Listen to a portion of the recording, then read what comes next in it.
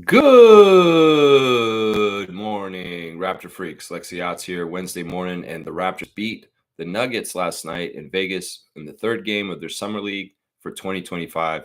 And we're 3-0, and we're top of the summer league standings as of right now, guys. We have the best point differential of all the 3-0 teams, and we are looking really, really good to be making the Final Four for the semifinal for the championship of summer league this weekend.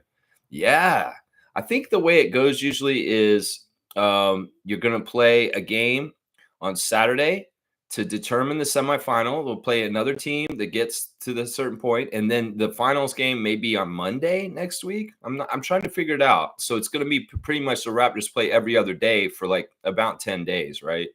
So we'll have to see how it all works out with the last game of the week against Golden State on Thursday night, 10 p.m. Eastern time is their next game, and how the other teams do and how it all pans out at the end with the four teams at Summer League that are going to be in the semifinals for the championship. That's right. It's a four-team single elimination tournament after this, and it's determined by the best records, and then the tiebreaker is the point differential. So the Raptors are sitting really, really good. They may even be able to lose the next game and still get in the semifinal. But I would say don't mess around with it. Win the next game to make sure, for sure, you're going to be in the championship four to be able to play for Summer League championship. But it's exciting. Another close game, which was interesting. I feel like, teams are understanding that we're all about seizing the day and seizing the ball from them, and they're adjusting. And in some ways, one of those strategies is to be a scrappy going the other way against us. And a pretty scrappy performance by the Denver Nuggets last night against us.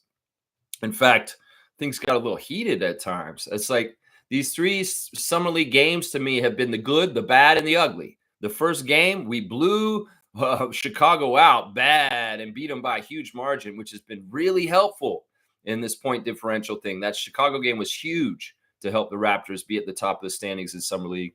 And then it was kind of a bad game offensively for the Raptors against the Magic. And then last night, that's a Summer League game. People are getting that intense about the game. Yeah, EJ Liddell, you need to chill the fuck out, man. This is Summer League, bro. What are you doing, man? Seriously. So the ugly. I'm going to talk about the ugly, but the Raptors prevailed. A fantastic game by the youngsters and doing things right. And, there were a lot of times that they could have gotten rattled, panicked, or had different things happen. But no, the confidence in the system, the confidence of James Wade to see these guys through and say, you know what, at some point you're going to bust this open. And it happened in the third quarter last night. The Raptors were down at halftime. And, well, they really kicked some major ass in the third quarter, scoring 34 points to the 16 that the Nuggets scored. And that was really where the game was won. In the third quarter, busting it open, getting a huge lead. Because in the fourth quarter, the Nuggets kind of clawed back and closed the gap and threatened to win the game at the end. Yeah, wasn't that annoying how the Denver Nuggets kept hitting those corner threes in the last 2 minutes of the game? That was so annoying. And in some ways, it's kind of making your heart stop a little bit if you're a Raptors fan. It's like, oh, no, don't disintegrate and lose now. Right at the end of this fourth quarter right here, Raptors. You guys have been so scrappy and playing so hard all game. It'd be a shame for you to lose right at the end to like weird three-point shooting by the Nuggets. But alas, the leadership, dare I say the veteran leadership of Jamal Shead, Jacoby Walter, AJ Lawson prevailed at the end of the game. And you know what? We're going to take care of things. I was saying this on the Discord server last night. This is what Shead did for Sampson at Houston. He managed games. He understood what it took to win games at the end of games. And that's something Kyle Lowry, Fred VanVleet before him, managed for the Raptors at that position. Well, Shed VanVleet can do it too. And in some ways on the down low, he is helping to kind of dictate the tempo and kind of get things lined up in the right way so that they can land that plane in a victory for the Toronto Raptors. And, well, they did a good job considering there was a lot of frenzy and crazy and chaos and a little bit of a weird game last night. Very, very strange game. We had some of the dirtiest shit I've ever seen on an NBA court in some ways, and we also had a birthday serenade. So it was a mix of all kinds of interesting things. Let's just put it that way. All right, Trevor J's first in. on this chat this morning. Good to see Commissioner Fun Trevor J. He was at the game last night, sitting in the stands, watching the Raptors at the Cox Pavilion. And that's fantastic. We love having eyes on the scene and can tell us from the inside what was happening in the arena watching the Raptors all week. Trevor, you are a badass. Thank you for going to Vegas to be on site and our representative of our channel. It's fantastic. No matter who tries to teach you lessons about life, you won't understand it until you go through it on your own. Yeah, I would like to think that this is not true because in some ways, sometimes you can get it through to other people to not make the same mistakes as you. Sometimes you could see somebody else flame out and destroy their lives or mess up things so bad. You're like, yeah, I will never do what that person did. And you don't have to go through it because you see the bad example in somebody else or the sad example in somebody else. So I won't totally agree with this word of wisdom. There are times when you don't have to go through the lesson to learn the lesson because you've seen somebody you care about or somebody you know going through the lesson and you get that cautionary tale through them. Let's just put it that way. Thank you for the words of wisdom either way, but some people are bullheaded. They won't take the words of wisdom. They won't take the advice or see the example beside them, and they'll go ahead and make the same mistake. And they didn't need to if they had just paid attention or listened to advice. But yeah, not everybody's going to do that. I love you, Trevor. Thank you for everything you do, man. Trevor's saying, what hard-fought game, but we pulled off another one. Jacoby Hard Masterclass had a masterclass, 26 points, 4 rebounds, 7 steals. Alrish Shamshay block at the rim and run back in transition to make a beautiful pass off the CMB. Yeah, there was some really good play by our second-year players last night. Jacoby Walter, my number one star of the game last night. He really did have some amazing things. The thing I liked about Jacoby the most about last night, guys, was somebody tried to punk him last night. Yeah, somebody tried to punk him. In fact, this motherfucker was running his mouth this whole damn game last night. It's like, this is summer league, bro.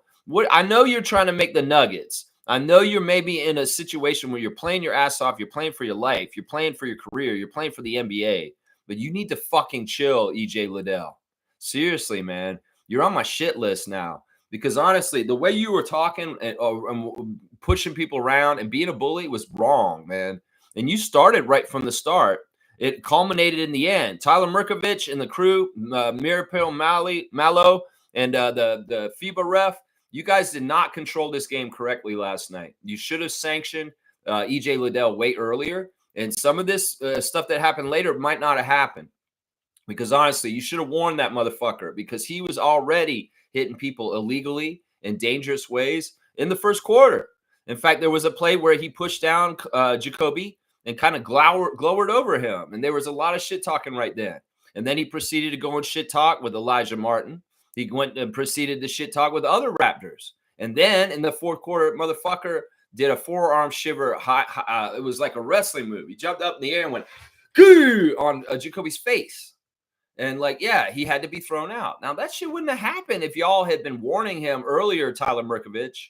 I'm going to say this right now, Tyler. You did not do a good job last night. And if the referees, head of referees are watching you, you're not going to get assignments in the NBA this year because in some ways you fucked up as the crew chief in this Nuggets Raptors game last night. There was a moment where you didn't even know what the fuck was going on the court. And the referee and the coaches were asking you, what is going on now? What's next? What's next? Denver Nuggets coach asking for that technical free throw for Colin Castleton getting involved in that little fracas. It was like he didn't even know what he's saying on the mic. So Tyler Murkovich, man, I'm disappointed in you.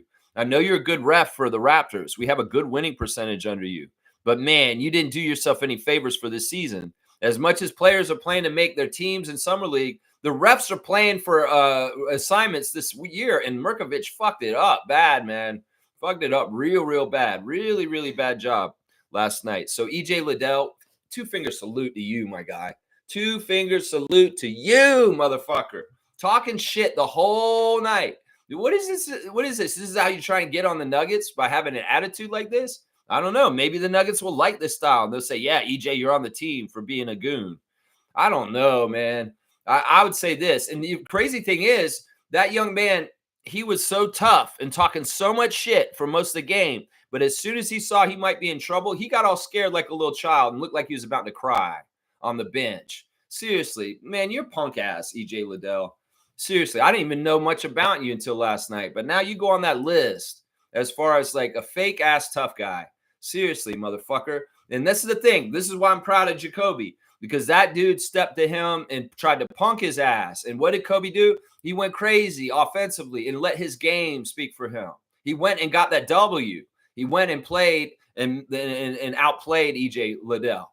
So this is some bullshit, man. As a logical Raptors fanatic was joking around last night, that is not EJ Liddell. That's Chuck Liddell out there trying to UFC motherfuckers with his bullshit. Yeah, that was dirty as fuck. That hit, that forearm hit to the face. That's obvious. You're coming down and you're hitting him down like this. There's no place in the NBA for that. There is no place in the NBA for that. And other people see you do that dirty ass shit, and you will not get on an NBA team, EJ Liddell. And maybe that's why you were all sad looking on the bench after that happened and you got ejected, because you may have realized, man, maybe I went too hard and too aggressive and I just fucked up my NBA chance. Seriously, because you can't do shit like that. And the rest of the league will look at this and people look at that. You're messing with people's livelihoods. You could have seriously hurt Jacoby Walter with that forearm shiver up high, like your Roman Reigns coming down, like, Superman punch. I'm going to hit you in the face. Yeah, you could have done some serious damage. And, well, thank God you didn't. And you know what? Maybe you learned a lesson. I don't know. You're a little too enthusiastic. A little too, hey, me, I'm talking shit. I'll talk shit to you. I'll talk shit to you. I'll talk shit to you. Motherfucker, you ain't got nothing to cash yet.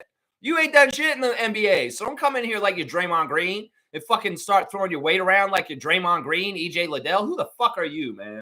Seriously, who the fuck are you, EJ Liddell?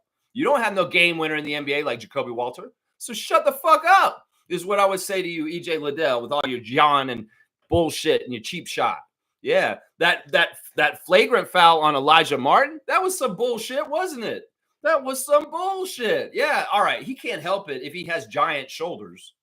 It's like Elijah can't help it if he has giant shoulders and that Boo Boo is practically the weight of a ghost. He can't help that.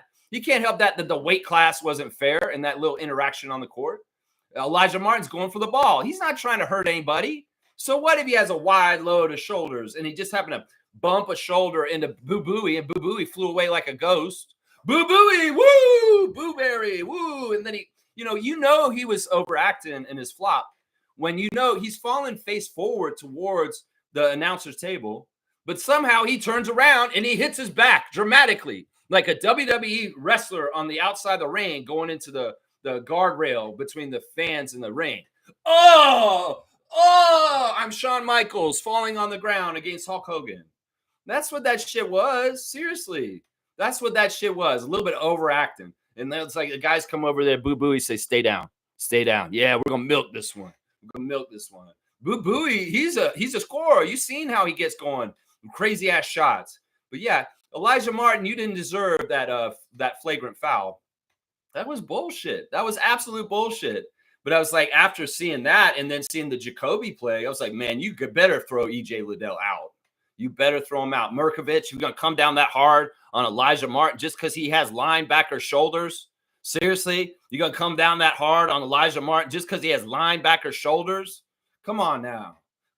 So it's a chippy game. And bench is almost cleared. And I have to give a little bit of respect to Colin Castleton for standing up for Jacoby Walter and getting in the face and getting a technical too. They're saying the broadcast said he didn't really get a technical for involving himself. Is for what he said. He probably said, I will kick your ass right now, EJ Liddell. And you saw how quick Darko got in there and grabbed people from the sideline. This man's not even coaching. He's just there to observe. He's like sitting there with Keith Pelly. Yes, Keith Pelly. I'm going to make this team so good. He's like, oh, hang on a second. Darko runs in there. And he's getting in between and helping his players like he has done many times in regular season games in his 2 years of coaching the Raptors. We've seen him run out there when there's a fracas, and he's going to get in between to protect his players. Fantastic stuff, Coach Rajakovic. And way to do the interview hurt. This man's got laryngitis. He's blaming the cigarette smoke in Vegas. I hear you, man. Secondhand smoke is a scourge and a plague in this world. And then those casinos and the fucking Las Vegas Strip, they are smoking out the wazoo at them slot machines. I hear you, Darko. And I understand your dry mouth because of the fucking desert heat and the fucking chain smoking casino goers. Yeah, I understand that. But look at him playing hurt, getting on the mic and talking to the announce crew during the game, doing the interview. Darko, you're a badass. And, he really does have a vision. He really does handle things like, this is what we're doing. This is what we're building. And I'm like, yeah, you tell them, Darko. You tell those American broadcasters that ignore us all the time. You tell them. Go ahead and tell them the plan. They'll probably forget it next week. Then there'll be amnesia. And they'll be like, I don't know what the Raptors are doing. No, Darko came on your show and told you what he's doing. He told you. If you don't remember, you forgot and you're not paying attention. Because he told you what we're doing. But yeah, it was a fun game. It was a little bit marred by the presence of Keith Pelly. Just seeing his ugly ass at the end of the court. At first, it was Dr. Alex sitting there. And I was like, oh, Dr. Alex is there. Wait, who's that sitting next to Dr. Alex? Oh, shit. It's Keith Pelly. Oh, fuck, it's Keith Pelly. That makes me mad. I'm like, Keith Pelly. Why the fuck is Keith Pelly at the game? Like, seriously, it's just like, gross. And then at one point, Keith Pelly's sitting in between Darko Rajakovic and Bobby Webster, sitting in there, and they're like explaining things to him. Maybe they're explaining things to him like, you don't need to hire a new team president. There's no way you can ever replace Masai Ujiri. It's an insult to even think you could. So why don't you just let Bobby run the team? And if you want to, go ahead and make yourself the team president, motherfucker. If that makes you feel better, Keith Pelly. How about that? You make yourself the team president, you bitch. That's what I say to you, Keith Pelly. You fuck. Fuck you for firing Masai, you piece of shit. I'll say that every fucking day, especially if I see you in the broadcast. You gonna put your face on the TV in front of me again? Yeah, it's gonna remind me you're a piece of shit every single fucking time I see your gray-haired Mike Myers looking ass, motherfucker.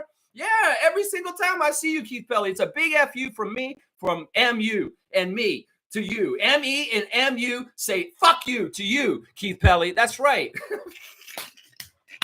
Of course, we saw Larry Tannenbaum sitting at the court side too. And Doug Smith is speculating the reason why Keith Pelly is in Vegas is because they have the Board of Governors annual meeting at Summer League. And that's basically the big honchos of each NBA team come in and they talk. And the head of the Board of Governors for many years has been our great owner, Larry Tannenbaum. And that's why Larry Tannenbaum's sitting there at the courtside. Now, he's still a part owner of the Raptors. He's a minority owner, but he's still involved in the NBA. He's a good friend of Adam Silver's. And he's a really good leader for the Board of Governors of the NBA. So I'm speculating with Doug Smith that Keith Pelly was in Vegas to go to this Board of Governors meeting. And he's just catching the Raptors game on the side. Just to keep you guys in the know of why the fuck Keith Pelly was there. Motherfucker, piece of fucking shit, you fuck face, you piece of shit. Keith Pelly, I'll say that every fucking day for the rest of my life. You bitch ass little shit. So Jacoby Walter was my number one star of the game. He had 26 points on 500 shooting, 8 of 16 from the field, 4 of 11 from 3, 6 of 7 at the free throw line, 4 rebounds, 7 steals, 1 block, 1 turnover. +6, 26 points leading scorer for the Raptors. Like I said, EJ Liddell tried to punk Kobe's ass, and instead he said, nah, bitch, I'm going to win this game, and I'm going to do it with the right way. I'm not going to, I love how quick Jacoby got up from when he hit him. He did not stay down. And he got up real quick, popped right back up. And I love how he's like not backing down. This dude's trying to intimidate the Raptors. This dude's trying to be a bit like Draymond Green. And no, the Raptors ain't dealing with this and like that. They're gonna fucking show him and be like, yeah, we're not scared of you, you punk ass little bitch. And that's what happened there. So good job, Jacoby. You passed the test on, what's going to happen when somebody tries to punk you.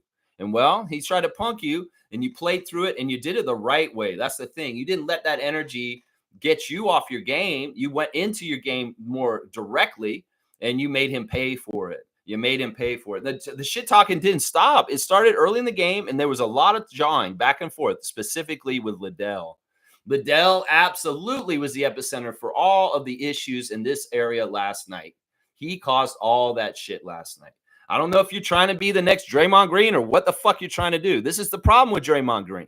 You have a Draymond Green in the league, NBA, Adam Silver. You let him do whatever the fuck he wants. He can cuss the refs. He's dirty hitting people, headlocking people, throwing people around. Young people grow up and say, I'm going to be the next Draymond Green. I'm EJ Liddell. I'm going to be the next Draymond Green. That's the energy that you're fucking condoning. There shouldn't be a player in the league like Draymond Green that just gets a pass on every fucking goonish kind of thing that he does. because you know what? People look up to it and they say, I could be like Draymond. I don't have any talent. I could go out there and just be a big dummy that hits people, and that's my skill. Ooh, the NBA will love me for that. No, that's not an NBA player. That's like a WWE wrestler. So go ahead and go fuck off, EJ Liddell, if you're trying to have a career like Draymond Green, is what I'm going to say right now. Yeah. Second star of the game for me was AJ Lawson. The birthday boy was awesome last night. He shot 50%. Also 5 to 10, 5 of 10, 2 of 4 at the three-point line, 7 of 8 at the line of the free throw, 7 rebounds, 2 assists, 1 block, 3 turnovers, a +5, 19 points for AJ. Yeah, AJ's just in the zone. AJ's just feeling it. You know, at one point, AJ Lawson had a really unselfish play to pass the ball to Jamison Battle really quickly. And Jamison got that quick shot on and hit that 3 right the second. You know, that play, when that happened, I was like, that play doesn't happen without reps and synergy built up from the 905 last year. AJ Lawson and Jamison Battle playing a lot of minutes together on Mississauga for Coach Andrew Jones. And that play was so representative of it. It's so cool because AJ's been showcasing different things that he does so well in the summer league. And that was an unselfish, like, wherewithal to know you just got to have a really quick pass, because he caught the ball real quick and handed it directly to Jamison Battle. And boom, it was like their synergy was all planned out, and they'd done it so many times before because they had on 905 last season. And I love the rhythm that AJ gave Jamison Battle off that little handoff pass, quick pass, is a symbol of good teamwork and understanding your teammate, because they made that shot go off really quick between the two of them touching it. AJ knew he had to get it to him fast. So he already knew he was going to give it to Jamison because he's right there. He's a better three-point shooter. He's like, oh, I got it. Boom, right to you, Jamison. Jamison's shooting it. It's in. It's in. It's in. And that's unselfishness. That's a built-up teamwork chemistry between those two individuals that was on display in a summer league game last night. I love that. I love that so much. AJ Lawson, you are my second star of the game. Third star of the game, really proud of the Prince, Shamshay, getting out there. And you know what? The thing about Shamshay is he's showing an aptitude and ability and an understanding that's going beyond what some of us may have possibly thought was possible. That section where he got the block and then he got the pass to Murray Boyles was really incredible, honestly, because not only did he have a really emphatic, amazingly timed block, perfect block, but he ran the floor like a badass down the court. AJ Lawson with the ball coming down, catches him in full stride. He catches the ball with his hands, real good hands, catches it, doesn't bubble it. He literally takes perfect footwork walking through the lane, and he dumps the ball on a wraparound pass around the Denver defender to drop it off to Colin Murray Boyles for an easy dunk. This is the thing, guys. Shamshay could have easily forced the dunk, and the footwork wasn't exactly right, but he saw that play developing like that. This is very high level. This is very, very high level. This dude's really good. And, like, honestly, I think that, as much as Colin Castleton shit the bed last night and looked bad, and he is not going to be on our team, we don't need to worry about that, because I really do feel like Shamshay is going to be our third big on our team behind Jakob and Sandro. And he's going to be able to do things to help us on the main roster this year. We're kind of thinking, is he going to be more on 905 this year this year? Well, we all thought that's most likely. But the things I'm seeing in Ulrich, the last 2 games, are telling me that maybe he is going to be playing for the main Raptors a good chunk of this year. I wouldn't be surprised if the Raptors by the end of this year convert his two-way to a full contract and they start using the two-way on somebody else, because he's ready. He's ready like that. Shamshay, you're amazing, man. It's not that he did a whole lot last night, but he did a lot really well. He had the highest plus-minus, a +15, 3 for 4 from the field, hit his only free throw. And you know what? He's getting a lot of free throws, and you can tell he's a big man that takes his free throws seriously, and he really concentrates and gets in tune with them. Like, he's got a really good free throw shooting method that is really going to be good and going forward. He's taking it seriously now, and that's really, really good. 4 rebounds, 1 assist, 1 block, 1 turnover, a +15, as I said, which is the highest plus-minus on the team with 7 points. It's not that he scored a whole lot. It's not that he was, like, super dominant, but he was a presence on defense. He was definitely also very eye-opening with some of the things he did. Very, very eye-opening. Really, really cool. Fourth star of the game is Colin Murray Boyles again. Colin came out there and he did some solid stuff. in different ways. 3 of 5 from the field, 1 of 2 from 3. It was nice to see him hit a 3. You know, it was a nice wide open one. He stepped into it and hit it in a nice little rhythm, which was good. 3 of 4 at the free throw line, 3 rebounds, 3 assists, 1 block, 1 turnover for Colin Murray-Boyles, so +3 with 10 points. You know, the things about Murray-Boyles that are driving me crazy is just how much he reminds me of Charles Barkley. Like, seriously, the man, if you take his hair off his head and you shaved his head, you might think he's Barkley. Seriously, because he has the same eyes and the same face and the same dopey mustache underneath his. Like, he seriously looks like Barkley in the face if you take his hair off his head. Now, not only does he look like Barkley in the face, his gait and the way he holds his body is very much like Charles Barkley. Like, Charles Barkley had that big ass and kind of like, he's early Barkley because he hasn't filled out yet. Like, as Colin Murray-Boyles gains more muscle, he's gonna look more and more like Charles. And the crazy thing is he has that explosive hops like Charles did. Like, he can really jump up high and elevate quickly. And, you know, the only thing he doesn't have that Charles had is the shooting. He's not a good shooter like Charles was yet. But the potential is there. The other thing that he shares with Barkley, which is really, really good, because this is the rare thing that he has that nobody else has, is the premeditation and the ability to make winning plays over and over again. It's like he is tuned in the game and he gets after it. There was one possession in the game last night where the Nuggets were trying to score, and Colin Murray-Boyles switched from 3 different defenders within 3 seconds. He changed his direction of defense, like turning around really quickly, adjusting like that. It's like not impulse, totally natural proclivity to do the right thing in the impulse of it without even having to think about it. Seriously, there's a section in the game where he is guarding a guy at the 3-point line. Then he collapses into the lane and helps on defense down there. And then he runs back out and gets a guy and a run out at the 3-point line again. And this was all within like a couple of seconds. He basically guarded 3 guys and tried to cover 3 different areas all at once, is basically what I'm saying. That is amazing. And the fact that Shamshay is like him too, where he can adjust and move from different people and defend different people, is amazing. There was one play where Jacoby got knocked down by the guy who was trying to guard or near the 3-point line, and Colin was right there to pick up guarding that guy immediately. Even though Jacoby is on the ground, it's like, nah, just because you knocked our player down doesn't mean you're open, because Murray-Boyles is recovered and he's right there in your face. So the man, this is kind of cool because Murray-Boyles and Shamshay are both really good defenders that cover very much a lot of space in recovery and coming to people quick. And that was the thing that impressed me the most. Not to mention, like I said, this kid has got Barkley genes in him. Like, we may need to test him, Maury Povich, and see if Barkley's the father. Seriously, it's weird, man. Like, this man has Barkley DNA in him. I'm serious. This man has Barkley DNA. He has the same height as him. He has the same body as him. He has the same mustache as him.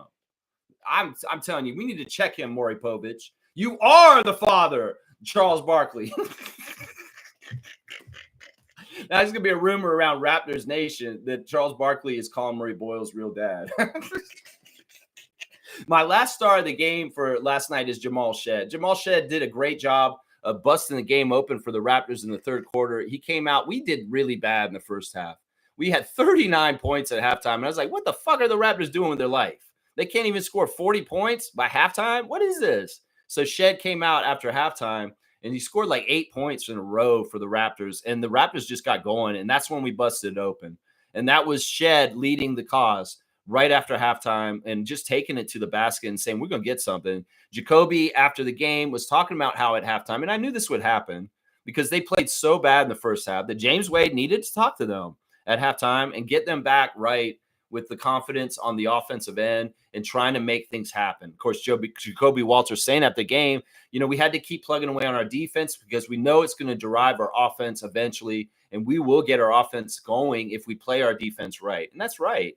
But in some ways, the way they got their offense going was Shead getting in the lane and hitting some little floaters and just trying to be aggressive to score for himself. And that really, really helped us get going. He was the spark that lit the flame. And I appreciate Shead for that a lot. Yeah, so those are my 5 stars of the game. Jacoby Walter, AJ Lawson, Ulrich Shamshay, Colin Murray Boyles, and Jamal Shed. Yeah, the 5 stars of the game. Let's go. Number 1 in the standings, baby. That's right, Trevor Jays. Number 1 in the Summer League standings, Toronto Raptors, baby. Let's go. Trevor saying Colin Castleton has to go. He's so bad on the floor. Yeah, he kind of was part of the reason why we got off to such a slow start, because I guess James Wade had the idea, and this is a sound idea, and it's smart. I like doing it, and the Raptors should do it in the regular season with Jakob, is go to your big man early and establish paint touches and shots. And they were getting the ball effectively into Colin, but he was just not effective at converting.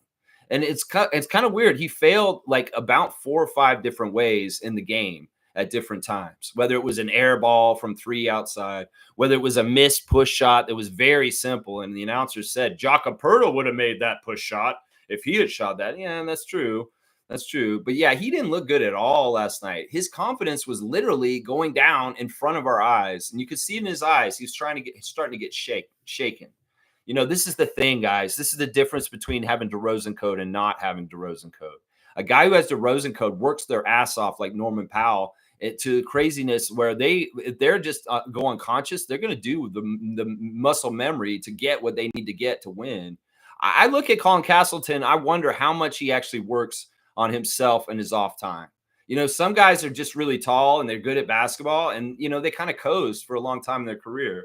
And I feel like this is what's going on with Castleton, is that Castleton is not putting in the work like Siakam, not putting the work in like DeMar DeRozan would. There's no DeRozan code there. And in some ways you can tell in his body because it's not developing better as far as size with muscle. In some ways you can tell it's in the way that he misses easy shots. If you fucking worked hard enough, Colin, those shots would be unconscious. You could make them in your sleep. But I'm going to blame this. I don't know for sure if this is true. But I think that Colin Castleton is not working hard enough on his game on his own time. And that's where the fucking problem is with him right now. And you know what? I don't know. Maybe he's sabotaging things because he don't want to play for Raptors. So he's like, yeah, I'll be shitty. Yeah, but he really messed us up at the beginning of the game getting started offensively because we were really trying to go to him, and he was absolutely missing all his shots. And it's kind of sad, man, because it's like, look, this is a dream you have. You've played in the NBA a couple games. You've gotten a chance to taste it. Do you want to be a full-fledged NBA player or not, Colin Castleton? So you better fucking put in the time on your own time to develop your skills like Scotty Barnes is, like Jamal Shed is. You're not going to improve? Well, we ain't got no time for you, bro. And honestly, a lot of people in the chat and Discord were saying, where the fuck is Orlando Robinson right now? And I'm like, yeah, where is Orlando Robinson? Exactly. Who knows? Maybe they already knew Orlando Robinson is this and this and this. And, you know, maybe the Raptors will get Orlando Robinson into training camp and he'll be showing up then. And that's the final battle for the final roster spot for the Raptors. So we'll see. I mean, in some ways, I can't argue with anybody who's saying, why didn't we fucking keep Orlando Robinson over Colin Castleton? Because I would get behind you on that. As some people were saying, well, there's way more potential with Castleton. But with Castleton's not going to fucking try harder and get better, then we should have kept that dogged, tough, even though he may not get much better, Orlando Robinson. Because at least he's a sound big man who, you know, doesn't make a whole lot of mistakes. He did a lot of sound things for us last season. So it is what it is. I mean, Castleton, man, you've had such a bad summer league, man. This is insane how bad your summer league has been, man. It's been really bad. Really, really bad. Trevor's saying, don't know if y'all heard a bunch of people were singing happy birthday to AJ Lawson yesterday. Happy 25th birthday to AJ Lawson yesterday. Everybody knew it was his birthday. It's the birthday boy. And of course, you know, he had some fun. He got some hoops. He was smiling and happy. And late in the game, in the second half, it was heard over the broadcast. This was after the fight. This is after EJ Liddell did his little cheap shot and got thrown out. The crowd's like, yeah, we saw violence, but you know what? We're going to give love. So they started singing happy birthday to AJ Lawson. And because of the intimate setting of the Cox Pavilion being not a big, huge arena, it's not drowned out. And it really sounded really good. You could hear it on the broadcast, Trevor. We saw the fans singing happy birthday to AJ Lawson, and it's special. How often do people as a crowd get together well enough to sing a coherent happy birthday to a player in the middle of a game? It's special. It's very, very special. In some ways, I love seeing Bobby Webster sitting on the sideline, just smiling so big as they were singing happy birthday to AJ Lawson. He just dug it. He loved that. Listen, give him a birthday present, Bobby. Give AJ a birthday present and make him a full-fledged Raptor for this whole entire year. Please, please do that. No, it was a beautiful moment. In fact, I think this is a great moment in Raptors history. The Raptor fans in Las Vegas at Summer League, when they beat the Nuggets 3-0 for that record that summer, saying happy birthday to AJ Lawson on his 25th birthday. That's a memory. That's a memory he should have for the rest of his life, no matter what. And thank you, Raptors fans, who participated in singing happy birthday to him last night. That's a special moment. Very, very special moment. Trevor's saying, so far at Summer League, the Raptors have made 3 teams turn over the ball 87 times.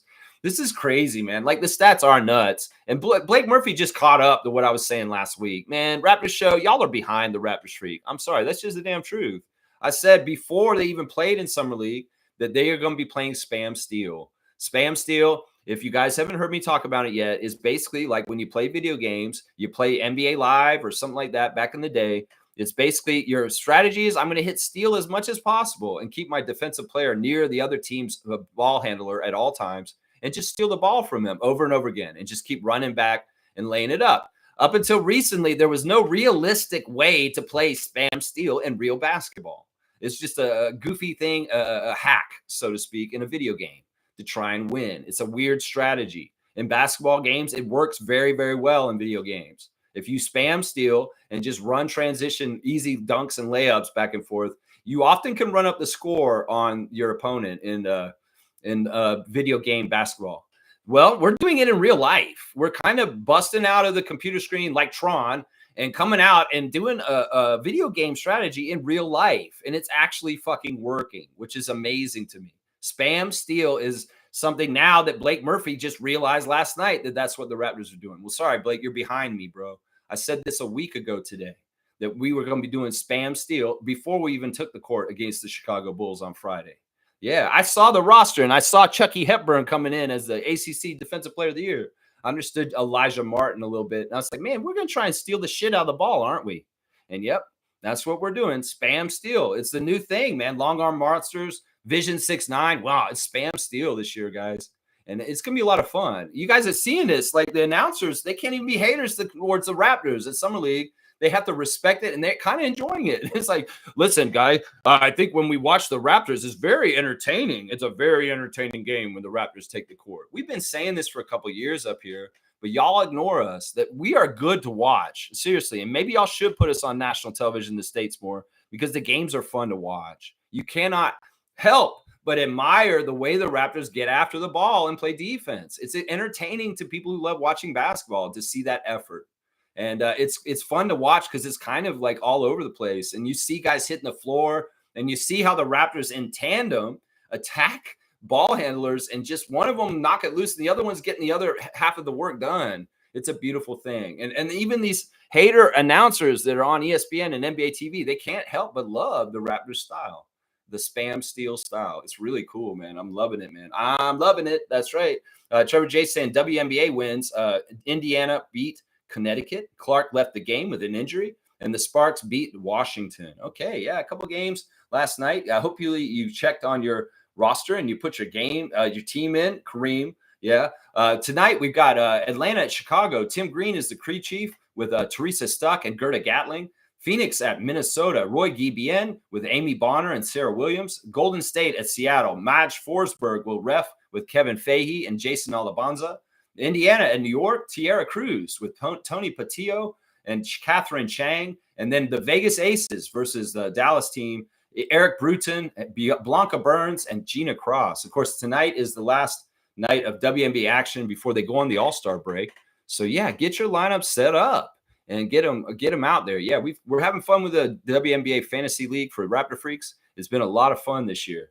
James is saying 7 steals for Jacoby. That's Dyson Daniels type of stat line. Great barrier thief kind of stat line. Yeah, 7 steals is big time, man. Big time. In fact, let's go do the Instagram stories real quick. First, we got Emmanuel Quickly. And I guess he's left Vegas. Looks like he's back home. And he's doing like a crawfish boil or something. He's got the crawfish.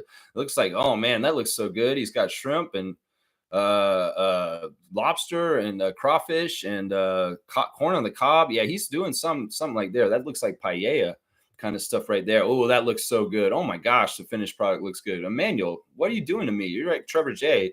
Emmanuel also posting the 26 points and 7 steals of Jacoby Walter. He's saying, I see you, young fella.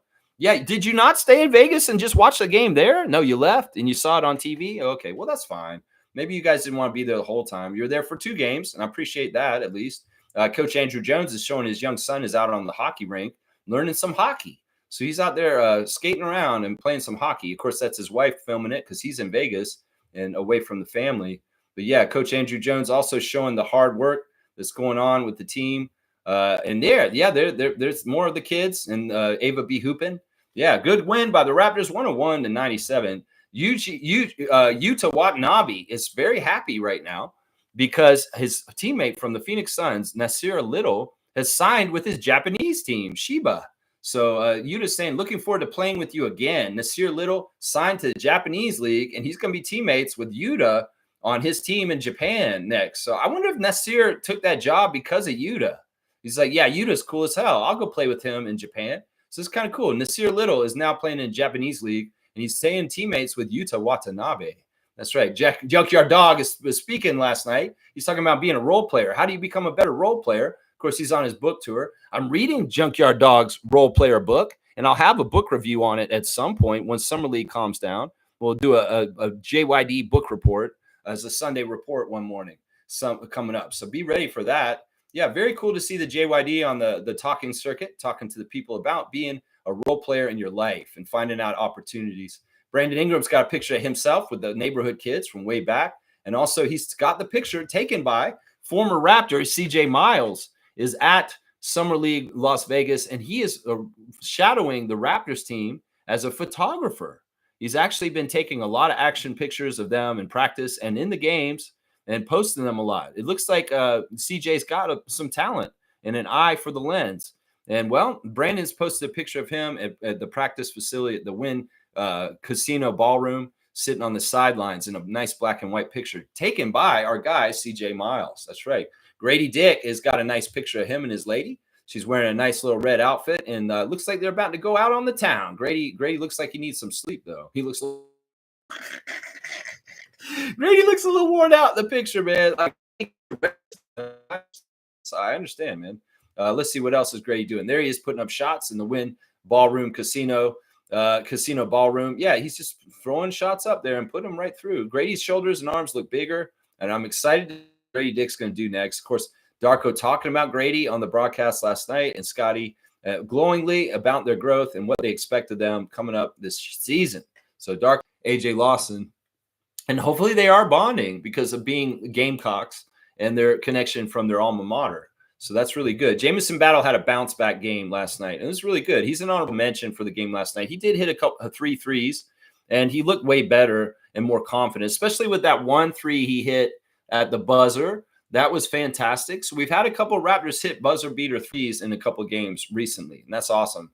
Jamison celebrating the win last night. AJ Lawson's happy birthday from the Raptors getting reposted by him, and that post that he made for that. Jonathan Mobo posting the Quad J's with Colin Murray Boyles. The Raptors putting some cool pictures of them up on their admin social media. So that's pretty good stuff. Yeah, there's the Jamison Battle bank shot at the buzzer right there. Really good shot, man. He hit it from way back. You know, Jacoby had a deep 3 too, a very confident 5 feet away from the 3-point line kind of 3. So yeah, I'm really, really digging our team. It's a lot of fun to watch, isn't it? Yeah, they're calling also Jonathan's calling Ulrich Shamshay a bad boy for his little transition pass off to Colin Murray Boyles. That was high level, guys. It seriously was. And it's the right instincts. I mean, seriously, he could have flubbed that play by just trying to force a dunk for himself, but he turned it into an amazing assist. And that's high level because he's going full speed. And he got the ball around a defender. Honestly, it looked like a Magic Johnson pass. Seriously, the way that Shamshay made that pass to Murray Boyles looked like a Magic Johnson pass.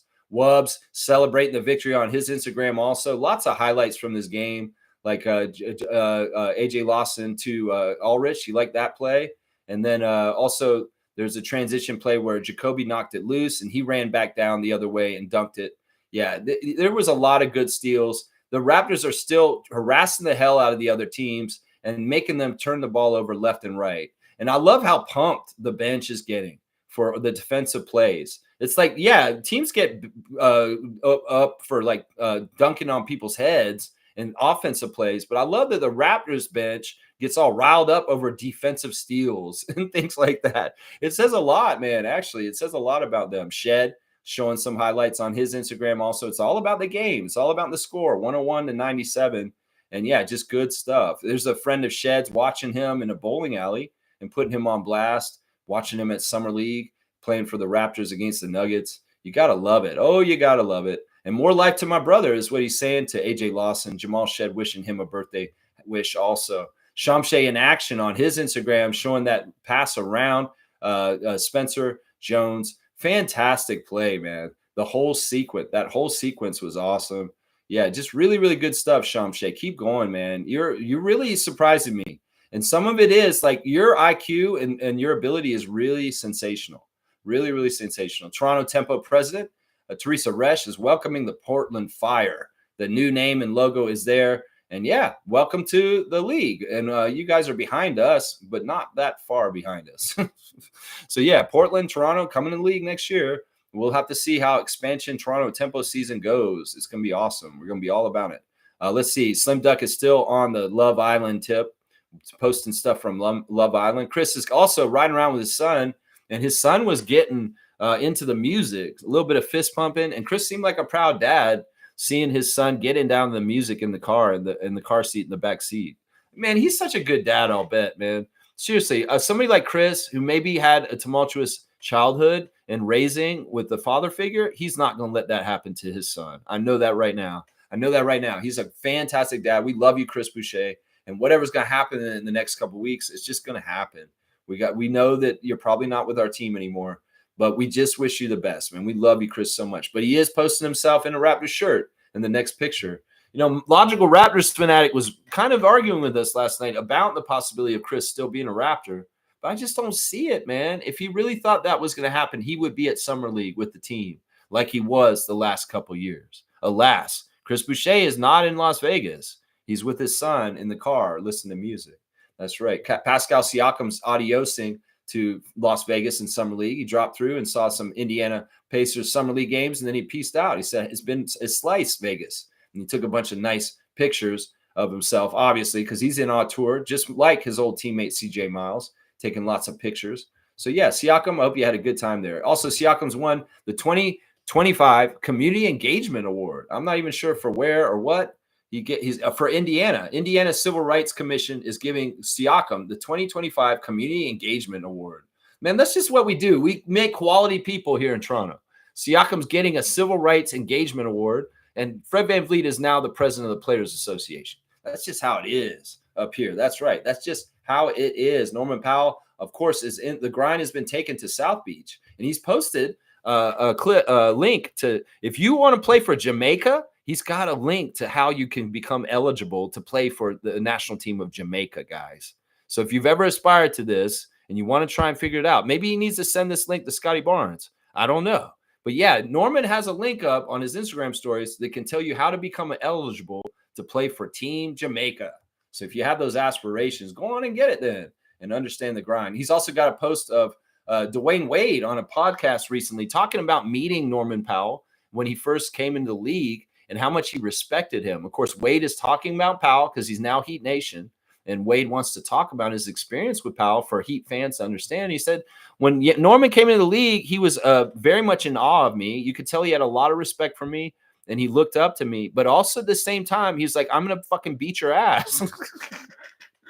So Wade actually said that he really respected Norman right from the start when he came in the league and was on the Raptors, because he showed proper respect to him. And it's like, yeah, I want advice if you can help me in any way. But also when they competed, he really took it to him and was not afraid of him also. So it's kind of cool to hear Dwayne Wade speaking so highly of Playoff Powell in this way. Of course, he's in the Heat culture now, and Dwayne Wade loves that because he likes Norman Powell a lot. He has a lot of respect for him.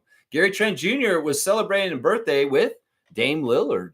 Dame Lillard, of course, been teammates with Gary at two different times, Portland and Milwaukee recently. And well, Lillard got waived on his birthday by the Bucks. What a fucking piece of shit organization, seriously.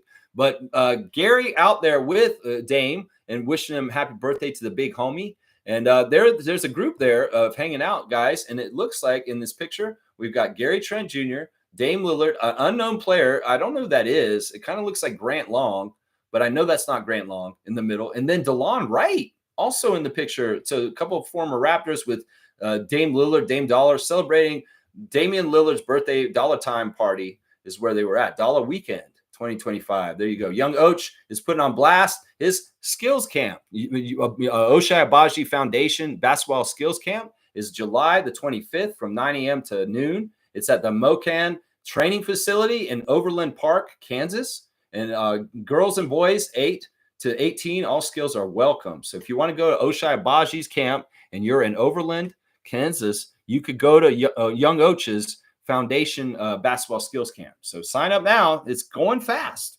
Not many things. Also, Oshai saying, ask me about my cat. It's like, I guess he's putting on blast some sort of product that he's endorsing.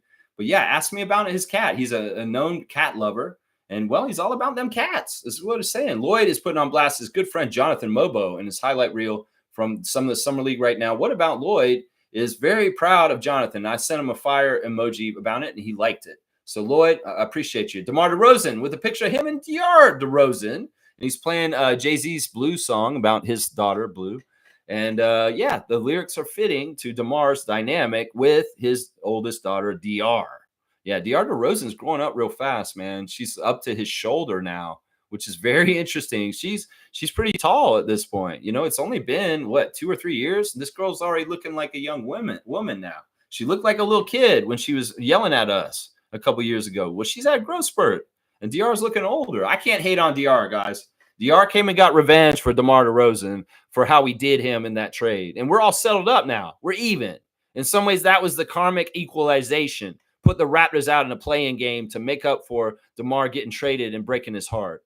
So I can't get mad at DeAr DeRozan. She's loyal to her dad. And in some ways, she felt the pain that her dad felt when we traded him. And she wanted to get some get back. And he didn't know she was going to do that. He was embarrassed that she did that. But in some ways also, he was very damn proud. I can't get mad at her. In some ways, we even things up. And we're cool with the Rosen family at this point. Anybody who's mad at DR still, that is a little girl. Y'all need to chill out. Seriously, there's no reason to be mad at her. In some ways, we deserve that to happen. And, well, Nick Nurse was a piece of shit. And he was a big reason why things went wrong there, too. I'm telling you, Savannah Hamilton's announcing since she's departed from Sportsnet, her and Ashley Docking are going to start the Cinderella Stories podcast once again. Official announcement yesterday. And they're very enthusiastic about starting their weekly podcast on women's basketball once again up. Real good. So I love that. Good job. Savannah, and also she was on a panel with Teresa Resch, Monica Wright-Rogers, and they were talking WNBA stuff. So that's pretty cool. There's some sort of event yesterday. Let's see what else we got. We got the Raptors official men posting all kinds of stuff. Yeah, I don't need to go over them. Zach Edey's back at Purdue, working out his alma mater from college right now. Morris Peterson's been around Toronto recently because of October's very own and fan for a day, things like that. So there's a lot of pictures of Morris up right now, being around Toronto and the team. Let's see what else we got. Amari Moore's been playing for the San Antonio Spurs in Summer League, and there's a picture of him hitting a shot while Bronny sits on the bench. Jeff Landicho, the producer of Giants of Africa and a former producer of Open Gym, celebrating Kawhi Leonard's inclusion at the Giants of Africa Festival 2025. It's pretty big deal, honestly. Kawhi Leonard is going to be going with Masai to Rwanda to be a part of the Giants of Africa Festival this summer, very soon, actually. And that's awesome. Also, Aria Star is going to be there also as a performer. Let's see. Anything else I should talk about? Kelly Olynyk, there's a picture of him with Wemby. That's kind of cool. Kelly and Wemby. I'll bet that would be a fun conversation to listen to. Kelly Olynyk and Victor Wembanyama. I really becoming more and more of a bigger fan of Victor. Victor is amazing, man. He's a really interesting guy. He's going to be very good, guys. I'm excited for Victor Wembanyama's career, man. I really am. Really am. All right, let's keep going. There was your Instagram check right there. Yeah. Is Colin Murray Boyle still injured? Well, he's playing. He's not really that injured, honestly. So he's playing. If he is playing, it's just he's playing through it if he is hurt. So I don't know. I don't see him laboring. I don't see him kind of moving where he looks like he's hurt. I don't think he's hurt. I don't think he's hurt right now. I think he's okay. Trevor's saying George and Joel will miss the start of the season for Philadelphia. They're probably going to get a repeat of last year, guys. Seriously. I think that they're going to totally stall out once again. They're going to have such important players missing, like Joel and Paul George, that Tyrese will not be able to carry the team by himself. And it's going to be just difficult. It's going to be very, very difficult. I think that they will have a very similar season this year.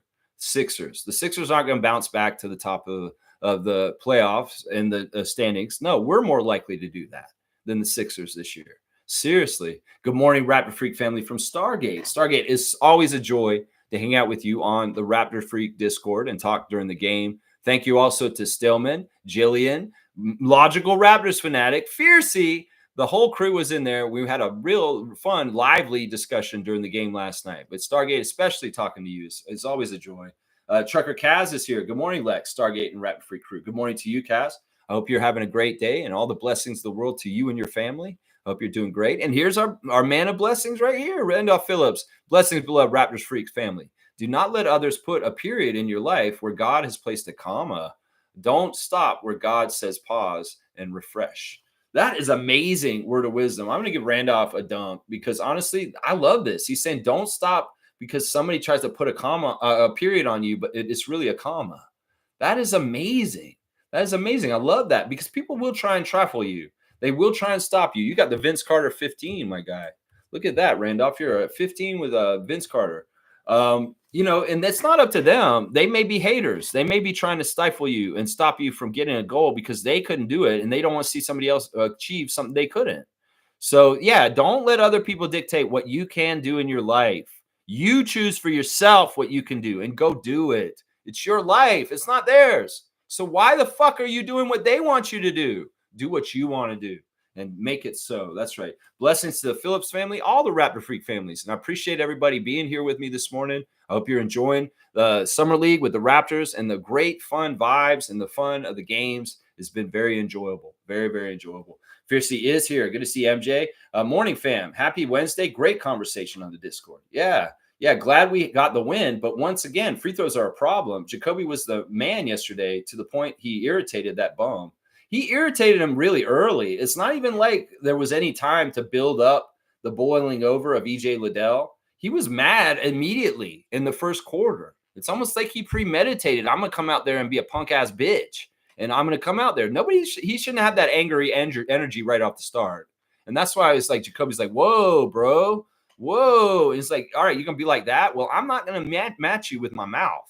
I'm not going to match you with shoving you and playing dirty. I'm going to match you by kicking your ass, by making some points and scoring and leading my team to the victory with 26 points, 7 steals. So, yeah, that was awesome, man. That was so good. Yeah, that bum Liddell. Yeah, Liddell was annoying, man. Let's go look at the team stats since you were bringing up how we've been having problems with free throws. I totally agree with this. Looking at our team stats, the Raptors shot worse than the Nuggets last night and still won. Yeah, they got more shots attempts than they did, which was 11 more shot attempts. And that's just pure hustle. That's causing turnovers and getting extra points off transition. 3-point shots, we shot exactly the same. Both teams shooting 33%, making a third of their 3-point shots. On free throws, though, well, we missed 7 free throws. We were better this game than the other 2 games for free throws, at least. 74% at the line. And meanwhile, the Nuggets shot worse. They shot 68% at the line. We did get out rebounded by 2 rebounds. Nuggets getting 2 more rebounds than us. But I love this stat. This is the big one. The assist to turnover ratio for the opposing teams of the Raptors in Summer League is awful. Absolutely awful. And we can look at what happened last night as an example. 13 assists for the Nuggets on 24 turnovers. 13 assists, 24 turnovers. That's like almost twice as many turnovers for each assist that they made. Yeah, that's really, really good. And that's the spam steal outcome if the Raptors are going to do what they're going to do. Meanwhile, we had 21 assists to 17 turnovers, which is a little bit more palatable, but it's actually not that good either. Seriously, as a team, 21 to 17 assist to turnover ratio, I don't like that. You should have at least 10 or 15 more assists than turnovers if you're playing good basketball. That's what I'm saying right there. Steals, only 12. It's not like the Raptors got accredited a bunch of steals. No, they don't need to get the steal to turn the ball over. They can get an offensive charge. They can bully a ball handler into the corner or near the sideline, and they'll bounce the ball out of bounds. They can make the other player make the mistake, and it's not necessarily a straight-up steal stat. But it's kind of interesting. Out of the 12 steals we had last night, 7 of them were Walters. That is very interesting to me. Foul calls, we did get a little bit of bias against us in the game.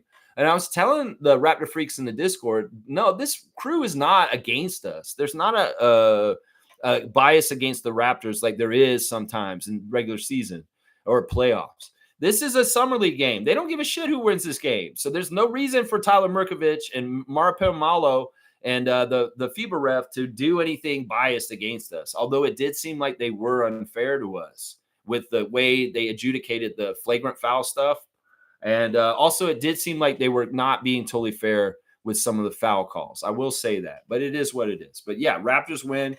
Pretty good. I think that looking at the team stats, the thing that won us this is really the assist to turnover ratio for the Nuggets was horrible. And that's the way we win. We got out rebounded. We got outshot by shooting percentage, and we still won. And like I said, that third quarter was so crucial. 34 points for the Raptors, 18 for the Nuggets, outscoring them by so much. It was a fantastic quarter. The third quarter, Jamal Shed busting it open in that quarter. That's right. Yeah. His level of intensity to talk trash and bully his way around should have matched his talent if he has any. No more room. Yeah, for Draymond wannabes. No more room for Draymond wannabes. He did show some pretty interesting athletic talent, EJ Liddell. He did have a block that was pretty impressive. I mean, some would say that may have been goaltending, the Jamal Shed's layup that almost made the backboard before he hit it, but it looked like he just barely got it in time for it not to be goaltending. Now, Liddell, the thing I don't like about him, he's an athletic player. He's a good athlete, but he's relying on goon kind of mentality. And he's not really showing any kind of refined offense. That's the thing. He's just a big, active, athletic guy who's physical and kind of trying to just be intimidating. So, exactly what Fiercey's saying. Why don't we see you hit some threes? Why don't we see you do something offensively like in basketball instead of just playing WWE out there like your Draymond Light, like your Draymond from Wish or something like that, G saying, I could only watch parts, but sounds like Walter was a monster. I saw parts where Shamshay looked so good. Yeah. I mean, both of them look fantastic. And I love, seriously, we are seeing real development in real time with these guys. And Shamshay may have lost the second half of the season last year, but has he missed a beat? In fact, I think he's right on track. He's right on track. And the development of Darko and the way he does things with his players is evident. These guys are getting better really fast. And it's a great petri dish ecosystem for young players to come to the Toronto Raptors. This development system under Darko is fantastic. And these guys are making leaps and bounds. And that's why anyone who gets drafted to the Raptors and you're on the Raptors team, you should be giddy. Because seriously, you're in a program that's like Fred VanVleet, Norman Powell. Look at what they're getting paid and what they're doing in their life now. And the Raptors are going to get you there more bona fide than most NBA teams in this league because we're sound and we really do want you to be the best version of yourself. Other places may half-ass this shit. Other places may be toxic. Other places may not have the development emphasis that Darko has. And that's what I'm saying. We need to value Darko because he's going to make so many of our young players faster, better, faster is what I'm saying. So it's really, really, really awesome.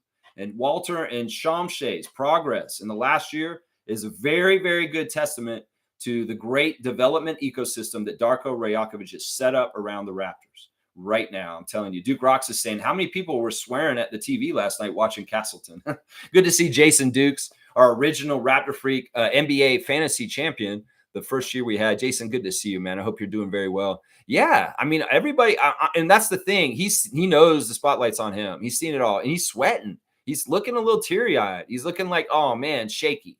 I could literally see his confidence dropping in the first half as he missed shots, as he turned the ball over. As he had a plethora of different fuck ups in that game last night. He had 5 different plays where he managed to mess up in a different way on 5 different plays. And it's sad. In some ways, it's like you don't get many chances like this. And that's why I'm saying I don't feel like he prepared himself for this moment well enough on his time off away from everybody. Like, Colin, your body don't look like it built up like Shamshay looks in this time period. You don't look like you've gotten better like Jacoby Walter has in this time period. And that's what I'm wondering, Colin Castleton. What are you doing with your life? You're on the cusp of the NBA. You need to fucking go all out with your personal development on your own time to get to these levels to be able to stick in this league. But, bro, if you're going to have shoulders like this and arms like that, you cannot go up and try and rebound with one hand. Like the announcers keep saying that. It's like, Colin Castleton, you don't try and rebound with one hand. It's just basic fundamentals. Why the fuck are you at this point in your life? Listen, the other thing, Colin Castleton's older than AJ Lawson. That'll blow your mind right there. He's like 26, and he still don't know to rebound with two hands. You bring it down with two hands. Colin Castleton, two-hand rebounding. I don't know what to do with this guy. And you're right, Jason. He's frustrating as hell because in some ways it's like we could have kept Orlando Robinson instead of this shit is what I'm saying right now. That's right. Seymour Pape is here. Good to see the Sheriff Seymour Pape checking in from the Mountain Region time. Calgary, Alberta style. That's right. Bret Hart land. That's right. The best there was, the best there is, the best there ever will be. The great Bret Hart, a Canadian icon, a man who I think should be on the $50 bill on Canadian currency. That's right. Put Bret Hart on the $50 bill. Just do it. It'd be cool. And change it to a pink color. That'd be awesome, man. Wouldn't that be awesome? A pink 50 in Canada with Bret Hart on it. Oh, man, that would be the perfect currency. That's right. That's right. Patrick's here. Good to see Patrick. My good friend Patrick, from meeting him at Monique's birthday party. And he's become a great member of our Raptor Freak Facebook chat. I appreciate you, Patrick. Good to see you, man. Oh, man, the last 3 games, including yesterday, we were balling. Besides the rookie mistakes, we're looking better and composed. You know, I don't even think that these rookie mistakes are as egregious and bad as they could be. And it's really kind of things like, let's not turn over the ball and let's make our free throws. And honestly, if Colin Castleton wasn't stinking it up right at the beginning of the game, we can get in the game like offensively smoother. A lot of these problems go away. But it's a real testament to our spam steal defensive swarming style, how much it's a winning style that we can play so bad on offense 2 games in a row and get through the game at the end, manage the game with leadership and smarts and manage to pull out the W no matter what, even if we played ugly offensively the whole game. We have not played well the last 2 games, and they've both been big W's. And I love that so much. Patrick, great to see you in the chat with us this morning, man. Kareem saying the awkwardness between Keith Pelly, Larry Tenenbaum, Darko, and Bobby was felt throughout the gym. Yeah, it's just awkward from one person. And I don't know. This is like power play. Is this power grab? Is it like I want to remind the Raptors fans that I'm a piece of shit, so I'm going to put my face on TV all of a sudden here? Whatever it is, Keith Pelly, you're not doing Ed Rogers anything good by putting your face on TV so we can see you. You remind us of what you did, the dirty thing you did less than a month ago. And in some ways, you might need to go away for a while, like a troll hides under a bridge in a fairy tale, because we don't want to be reminded of Masai Ujiri's departure. It's sad and it's pathetic and it's fucked up and it should never happen. And well, when we see your fucking face on TV, we're reminded of the bullshit from less than a month ago. So yeah, Keith Pelly, once again, that's for you, Bull. That's for you. The Steve Austin salute, right for you, my guy. That's right. That's where it is. Fiercely saying Jacoby is the X factor. Such a clean shot and very impactful in his play. He has great IQ. And the announcer said Masai knew what he's doing when drafting him. Thank you, Masai. There you go. All the credit in the world to MU, to Mr. Masai. That's right. All the credit in the world to Mr. Masai. That's right. Jacoby is special. Jacoby has a namesake. He has to live up to the legacy. And he can't be anything but what he is if he's going to have the name Kobe in his name. If he's going to be named after Michael Jeffrey Jordan, yeah, he can't be anything but what he is right now. He understands this is sacred. He understands you're going to be an imposter if you can't play at a certain level in your soul as an old soul in a way that you do. He has to be like this because his namesake demands him to be like this. He cannot, if he does, he's going to seem like a cheap imitation. So he has to be DeRozan code. He has to be Mamba mentality. He has to be like Mike. That's right. And he is. And he's carrying it well. You can see the qualities in Jacoby Walter are intangibles that Kobe Bryant and Michael Jordan had before him. And if he's going to have their name, he better have those or he's a cheap knockoff product. And that we don't want him to be that. No, we don't. No, we don't. Fiercely saying at Kareem, agreed. I don't even know why Pelly was there with his negative vibes. I wonder if it's a coincidence he showed up when our main roster wasn't there, where our starters present to support. I'm not totally sure how many of the Raptors roster guys were still lingering around. It could very well be that some of them were still around and we just didn't see them on camera last night, but it didn't look like there were many of them there. I thought I kind of saw RJ on the sideline still hanging out in Vegas. Who knows for sure, but definitely Keith Pelly was there. We definitely saw him, and we're speculating that he was there because the NBA annual Board of Governors meeting was happening and that he was there in some ways representing the Raptors along with Larry Tannenbaum and Bobby Webster in the presence of Ed Rogers III. He's his representative. I'm sure that's what Keith Pelly was doing there. That's right. Patrick, thank you for the super chat. That's very, very kind of you, Patrick. And I hope that you're having a fantastic time. All the blessings and love to you, my guy. This is amazing. I'm so appreciative. He's saying Keith Pelly's appearance was odd. Yeah, it's odd. He's an odd appearing looking guy. He looks like some sort of asshole cousin of Mike Myers. Seriously. It's like, do you live out in Scarborough near what's Mike Myers Way, which is off of Kennedy Road? Like, do you live out there, Keith Pelly, in one of those houses? And like you're Mike Myers, like distant cousin, and you're kind of a piece of shit. It's like Mike Myers got all the funny genes and you're like the asshole genes or something like that. I don't know. In some ways, I'm just making jokes. I'm riffing here. In some ways, it's Keith Pelly.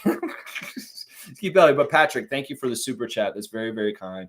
G saying Puppet Pelly is a vibe killer. I know, man. You know what? He tried to kill the vibes. EJ Liddell tried to kill the vibes. But the Raptors, they're too powerful. Vibes killers. Well, we killed the vibe killer. That's what's going on right here. Yeah, the Raptors are above it. And the fans singing happy birthday, well, that just shows it. We're above it. Fiercely saying, Darko said, our young core is bought in and have the same goal, win and go to the playoffs. Yeah, it's really important to have everybody on the same page. And this is why I loved having Masai in charge, because he's so good at the top, making sure all the ducks are in a row and everybody's kind of on the same page, working towards the same goal. Often in sports franchises, they're dysfunctional and a problem because there's too many cooks in the kitchen and there's too many people trying to exert their power over what the team should do. And you get pulled in different directions. And there's no clear one path that everybody's walking together down. This is a huge problem for the Leafs. This is a huge problem for the Knicks. And we don't want this. That's part of the reason why Ujiri was so important to our team, is because he was the captain of the ship and he steered the ship really in the right way. And there was the buck stopped here with him. Well, now it's ambiguous. We don't know what's going to happen. If Ed Rogers really wants to replace Masai, he could put somebody in this job that could conflict with other people in our organization, and it could be really, really bad. So I don't like this shit. I do not like this shit at all. And in some ways, I need them maybe not to fill the position or just bump Bobby up and give him a promotion to team president and make Dan Tolzman the GM. In some ways, we don't need an extra ego or person involved, Keith Pelly. We're already going to have to deal with you in between you and Ed Rogers. We don't need a second person where it could get even more cloudy in trying to steer this car, because honestly, we have a path and we're going the right direction. You say you want basketball people to run basketball? Well, let basketball people run basketball and stay the fuck out of it, Keith Pelly, is what I'm saying right now. That's right. Keith, stay the fuck out of it. That's right. That's right. And Carlo JS is laughing about the Mike Myers stuff. Yeah. He does kind of look like him a little bit, I guess. I mean, Mike Myers got that frosty hair now. And not the young Mike Myers, but the Mike Myers now, he kind of looks like him. Reggie's here. Good to see you, Smooth Brown Man. Hey, Masai's at peace with leaving the Raptors. We should be too, respectfully. Fuck that, Reggie. You gonna tell me, we're at peace with MAGA America? Fuck that. No, this is the time to fucking get up in arms, Reggie. Don't fucking try and pacify me with this bullshit. I'll be mad about Masai for the rest of my goddamn life. Even if Masai's at peace. Thank God he's at peace. I want him to be at peace because he didn't get done nothing wrong himself. He deserves to be happy. But fuck that, Reggie. You ain't going to tell me to fucking be at peace over Masai Ujiri for the rest of my life when we tossed an executive who was really, really good for our team for no good reason at all. Nah, I'm never letting this rest, Reggie. And how dare you ask me to be at peace over this? Fuck that, Reggie. I don't want to be mad at you. So don't come at me and tell me to be at peace about shit. I'm glad Masai is at peace. That's great, but not this guy. Nah. And if you're like me and you love the Raptors as much as I do, you will never be at peace over the firing of Masai Ujiri for the rest of your life, Reggie. Don't tell me to be fucking at peace with that shit. What the fuck, man? Seriously, bro. Nah, every day I'm bringing it up. And I'm going to put that in their face and fucking embarrass Ed Rogers and Keith Pelly every fucking day. Every day I wake up for the rest of my life, I will throw that in their face. I will never be at peace for this because there was an injustice done, and Masai could be at peace, and that's right, but not this guy. I'm a real one. I'm a Raptors freak, and I love this team. And the fucking way they did that to Masai, I'll never be at peace for. So don't ever tell me to be at peace about it ever again, Reggie, because you're going to get this energy back at you every single time. Don't you tell me to be at peace over Masai. I'm never letting this go. Never letting this go. That's right. And other Raptors fans should be like me, honestly. Yeah, fuck that shit, Reggie. I'm pissed at you for saying that. How dare you tell me to get over Masai because he's at peace? Fuck that. And injustice was done, and I'm pissed off about it still. And I'm never letting down on this pissed offness for Ed Rogers and Keith Pelly. Never, ever letting down on that. Seriously, man. Come on now. You serious? Oh, it's been a week. Get over it, Lex. Fuck that shit. I'm never getting over it. Never. Yeah. All right. Sorry. A little crazy. All right. Let's go. All right. Let's keep going. Monique is here. Good to see superfan Monique Lawrence. A great shining example of a very, very diehard Raptor fan. That's right. Good morning, Raptor Freak crew. Sloppy game as hell. Way to go, Jacoby, AJ, Jamal, Ulrich, Colin Murray Boyles. Great battle team. Get well soon, Darko. Why was Keith Pelly there? Well, we think it's because of the Board of Governors meeting. Once again, he was probably there to meet with all the other governors of all the NBA teams and just meet and talk. So that's why we think he was there. Duke Rocks and Monique are agreeing that Castleton's probably gone. Yeah, Castleton looked like he was playing for the Nuggets last night, making bets. Yeah, don't make any Jonte jokes here, even though Jonte's brother played for the Nuggets, and maybe there was some. No, never mind. I don't even want to go into conspiracy theories like that. Yeah, I don't know. I don't think Castleton's trying to sabotage his career. He just did shitty. He just did shitty last night. Fiercely saying, Duke Rocks, watching Castleton was painful. How come Shed keeps finishing his push shots, but you can't? Definitely a reminder we should have kept Orlando Robinson. Seriously, but I trust the front office. There must be a reason why he's not with us. We'll just have to see like what happens. I think that we're full up. Like really the battle for our roster, the last spot was AJ versus Castleton. And it's obvious who's winning that battle. AJ Lawson versus Colin Castleton for the last roster spot on the Raptors. It's AJ's spot. It's not Colin's. Now in training camp and preseason, we'll have to see if another name is added in that roster and then AJ has to battle that person too. It's kind of like AJ's in a video game. And his final boss right now is Castleton to beat him in Summer League to get forward to the next level and see who has to beat in the preseason. He's going to have to outplay somebody else too to probably make our team. But all signs are looking like it's him right now. And I wouldn't be upset. I wouldn't be upset if that's the choice. You know, he's going to be very good. And the emergence of Shamshay makes Castleton not as necessary. Let's just put it that way. In some ways, he might be in the way of Shamshay's development and getting further if we did pick Castleton to be on the team this year. So, yeah, let's see. Monique saying Raptors are officially in first place after the 4-point win over the Nuggets. Yep. Number one in the Summer League. That's right. The Raptors are now one of 8 teams that remain undefeated in the Summer League. The best point differential, first place. It's a beautiful thing, Monique. I love it. I love it. I love it. I know you're loving it. Fiercely saying by sabotaging himself, he doesn't realize other teams will not look for you. I have a feeling he will end up like Wieskamp. He's not sabotaging himself on purpose. He just sucks. He's not doing this on purpose, obviously. Why would you screw your $1 million chance up?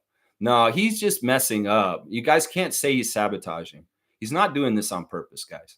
He just really had a bad night and at the worst time possible. Seriously, this is the kind of shit that if he loses his NBA career because he played so bad at Summer League 2025 for the Toronto Raptors, he's going to look back on this and have regrets for the rest of his life. He's going to think, why didn't I do this harder or get better at this harder so I would make these easy shots in the lane better? You know, he may have regret later on in his life because he's screwing up his opportunity right now, is what I'm saying. Stargate saying 80s and early 90s basketball, they used to pick up player half court point of attack slot. The Bad Boy Pistons, Gary Payton, and the Sonics, even Muggsy with the Hornets. Are you going to bring up the Bad Boy Pistons after that crap Mike was doing last night? Oh, my gosh. Anyway, besides all that, I'm trying to understand what your point is here. I understand what you're saying, like with the full court press Muggsy Bogues. But this is different what the Raptors are doing. This is not the same as what those other teams did. Because first of all, those other teams kind of played more man-to-man and hung back. What we're doing is aggressively bringing a double team at the half court and making them really have a hard time just getting past that first person. It really is a different kind of spam steal kind of strategy that's a lot more frenetic and swarming than classic NBA defenses that you're describing right here. This is different. There's one thing if Gary Payton on the Sonics is the glove and he comes in, he dislodges the ball by himself and gets a turnover and runs the other way. This is different. This is gang Gary Payton's coming at people. This is usually like in these situations, there's Muggsy.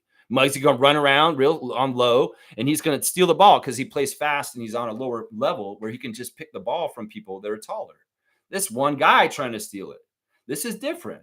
This is a gang of guys coming and swarming the ball handler for the other team and absolutely dislodging it and getting it loose and us running the other way. So it's not really exactly like this.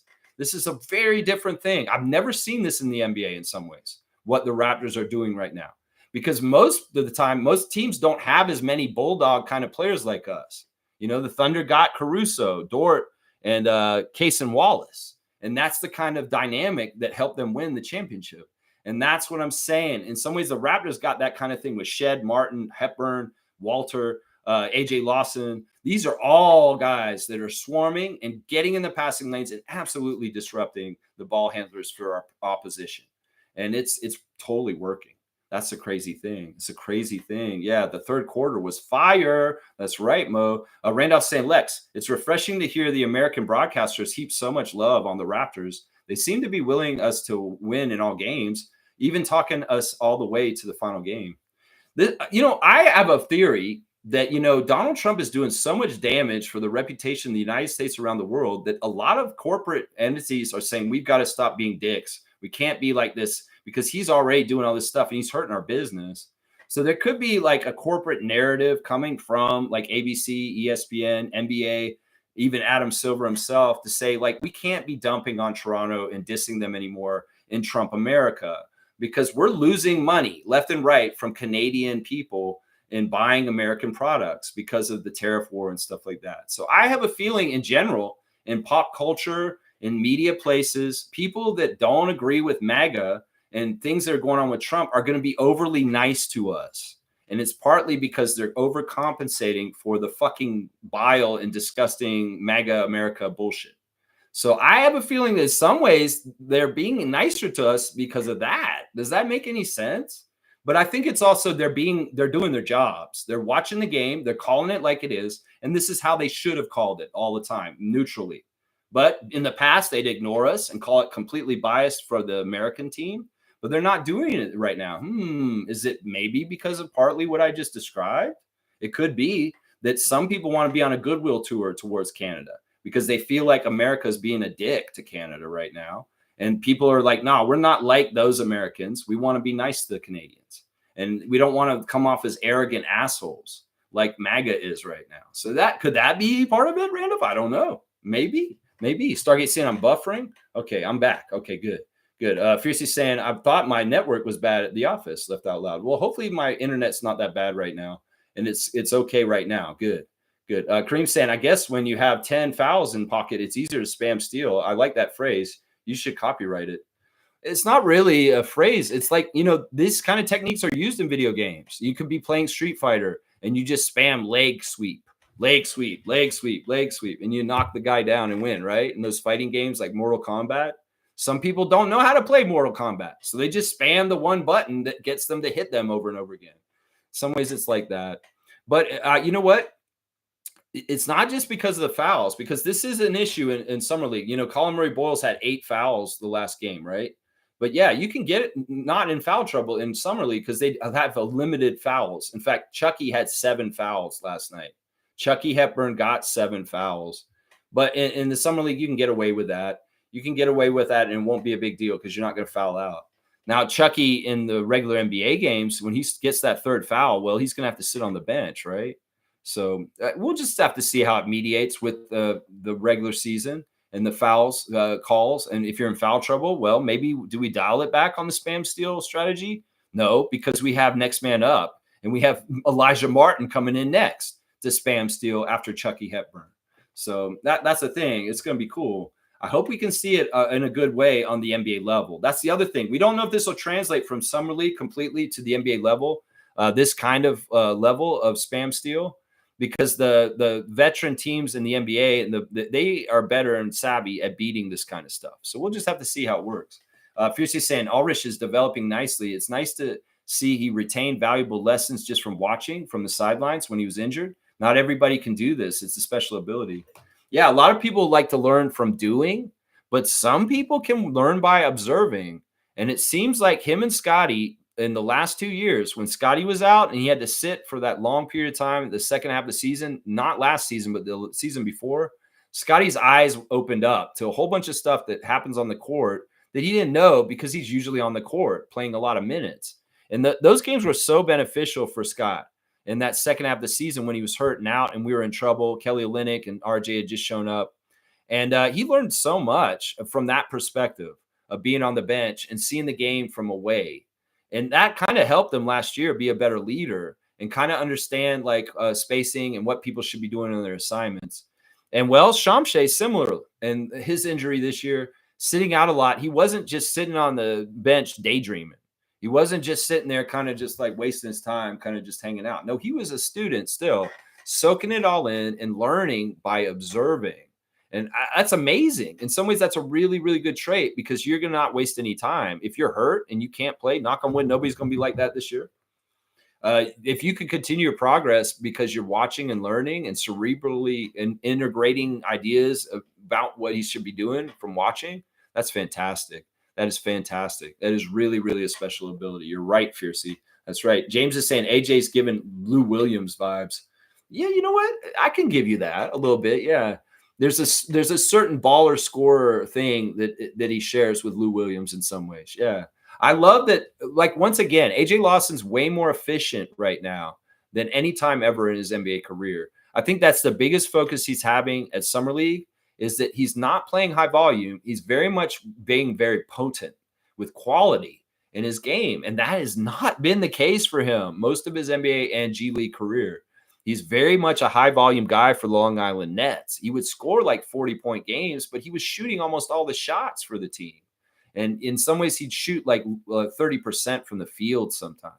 Well, having 50% shooting games and doing way better with that, showing quality instead of a lot of quantity, that's been huge, huge. And that's what's going to get him on the team right there. That's right. Good luck to Boucher. Hope he goes to a contender. Yeah, me too. I want to see Chris happy no matter what. I really don't want to see him on the Celtics. I don't want to see him on certain teams, but I do want to see Chris happy and just having a good life. That's what's up. James Anthony's here. Good morning to you, James. We're here every morning talking Raptors, 9:30 a.m. We're reacting to the Denver game today. Tomorrow we'll do a preview for Golden State. So I hope you'll join me then. He's saying his agent probably told him don't appear with the Raptors, considering he's a free agent at the moment. You're talking about Colin Castleton? Don't appear with an agent. Don't appear with the Raptors, considering he's a free agent at this moment. Somebody was saying that, Blake Murphy tweeted last night that Colin Castleton's G League rights are with the Magic. Like he would be on Osceola Magic if he is in the G League. He's not on our rights for G League in 905. So if we don't keep him on our team, he will go play for Magic's G League is basically what would happen there. James is saying, good luck to Boucher. Hope he goes to contender. What team can use Boucher? Well, Denver could. Honestly, we saw Denver last night. We could, if they had let Jonas out, they could have had the money to get Boucher then. I also think that he'd be interesting to see him on Miami with Norman, since Norman's down there now. You know, what if he showed up on what's another team that would be interesting for him to show up on? What if he's in Indiana all of a sudden? Like the Pacers had him with Pascal in Indiana. There's a couple of spots that would look really cool for Trey Boucher to show up on post Raptors. And I'd love it for him to be with a former teammate that's an old friend of his that can help him on the team once he gets there. That's why something like Miami or Indiana, those are good teams. In some ways, you'd rather him go out west, maybe. You know, maybe he joins the Phoenix Suns. I don't know. There's a lot of different spots he could land in, James. And I'm hoping he just will land somewhere soon because I know it's torturous to not know what's going on. Fiercely saying, yeah, DeLon had a stint with the Bucks after the Wizards and before the Knicks, probably why he got closer to Dame and Gary.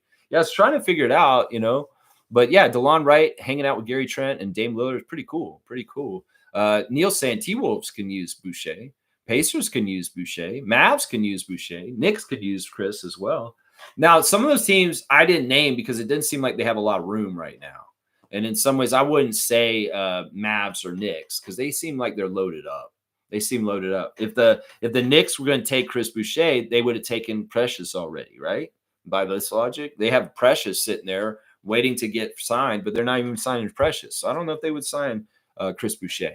I don't know. I like the other two teams. The Wolves and the Pacers are more likely to me than Dallas or New York. Let's see. Monique is saying, hang on. It jumped ahead. I don't want to miss any of these comments. I appreciate everybody being here. Whoa. All right, cool. We got lots of good stuff here in the chat. Let me see. Where is Monique? So happy birthday, Cameron Lowry, yesterday. 10-year already. Yeah, this is amazing. Kyle Lowry's younger son, Cameron Lowry, turned 10 years old yesterday. Add him to the birthday calendar, actually, Mo. I did. I put Cam Lowry on there. Yeah, it's cool. The younger brother, Carter, is the older brother. And yeah, happy 10th birthday. So that's crazy. So Cam Lowry was born 2015. Yeah, when Kyle was in the middle of the Raptors, man. In the middle of the Raptors career there. That's right. Wayne's here. Good to see you. Oh, wait. First, Carlo JS. Morning, Lex and Raptor Freak family. Just got back from a mini vacation. Wife was pissed off that I was watching Summer League in the beach. Yeah, this has happened to me too. I'll be going on a cruise or something, and I want to watch sports. And they're like, why? Why are you doing this? You don't understand. It's the Raptors. Come on now. You just don't understand. I'm sorry. It's just how the DNA is of a Raptor freak. And well, hopefully she was kind about it. But yeah, she's probably like, it's not even the season. What are you doing, Kaloy? And he's like, but it's Summer League and it's all Rishamshe. Come on. That's awesome. Wayne saying, good morning, Raptor freaks. Raptors Summer League has established itself as a unit that's willing to work and be coached. What's next for us? Who's our likely 905 coach, or who do you favor? Well, our 905 coach will be Andrew Jones again. The pattern has been 2-year stints. Eric Curry got 2 years. Andrew Jones better get 2 years too. And the continuity is awesome. And he's there with Coach James Wade helping to coach this team. So a lot of the lessons he's doing in the building is happening with our 905 coach, Andrew Jones, also being present. And of course, his knowledge and accrued with coaching a lot of these guys the last year is very helpful to James Wade because he knows Quincy Guerrier, Tyreek Key, Ulrich Shamshe, and Jonathan Mobo, Jamison Battle really well from coaching them a lot last year. So it's Andrew Jones. He's the coach of the 905. He will be the coach again this year for sure. And yeah, we're gonna have a good 905 team. I really hope that Tyreek and Quincy are gonna be back, seeing as they're on the Summer League team right now. Blackhawks saying Nuggets thought they could beat the Raptors by fighting it out in the half court. They thought wrong. I like that. See, this is the thing. We can play that crazy defense that pisses other teams off, and they may get pissed off and want to fight us like they did last night. But, we can't lose our composure. Like Kobe was very smart, Jacoby, and not losing his temper with Liddell. And that's why we, in some ways, won. We had grace in what we did. We have a frenetic, aggressive defensive attack, but it's not dirty. And in some ways, it's just aggressive. And, well, that pisses the other team off where they're wanting to throw fight with us. Well, let's not stoop to their level and watch. If we stay calm and cool, collected, let them react and blow a gasket, and we stay calm, cool, collected like Jacoby Walter, well, that's how you win right there. That's how you win right there. That's right. Get them out of their head and stay in yours. Kaloy saying, I love the commentators with the last 2 Raptor games. ESPN should get those guys in the big leagues and replace those clowns they have. Yeah, Tom Crean is a longtime college basketball announcer. His voice is very familiar to me because I've heard it on college basketball games for a long time. He's a very, very good announcer. He knows basketball very well. And the fact that he knows a lot about the young players is why he's at Summer League.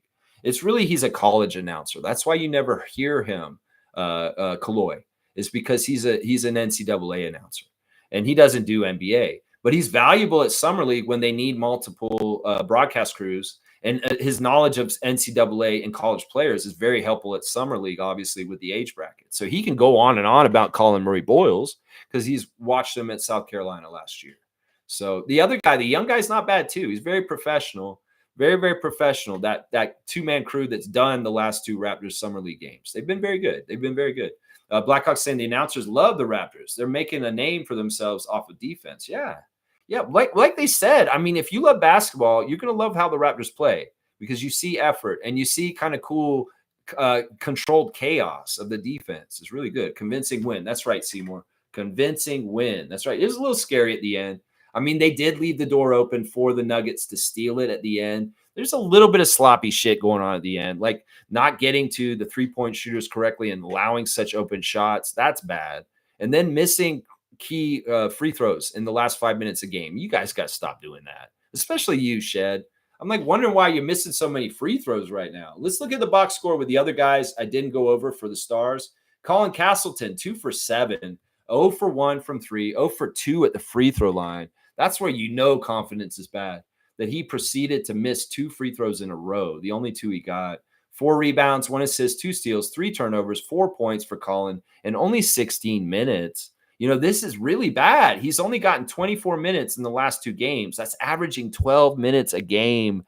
And he should be playing 30 minutes right now. But he's playing so bad. He's getting benched. And the last game was 8 minutes. This game, he got a little bit more, 16. But he didn't look better. He looked worse in this one.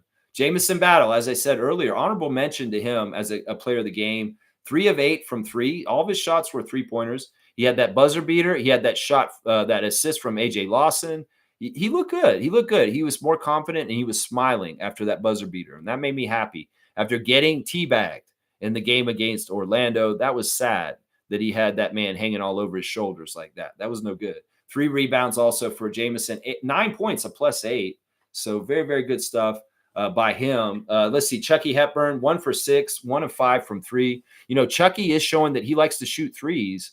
And I hope that he can be consistent from threes. The duality of him being a top-notch stealer along with a possible 3-point threat may actually get him some time in the Raptors rotation.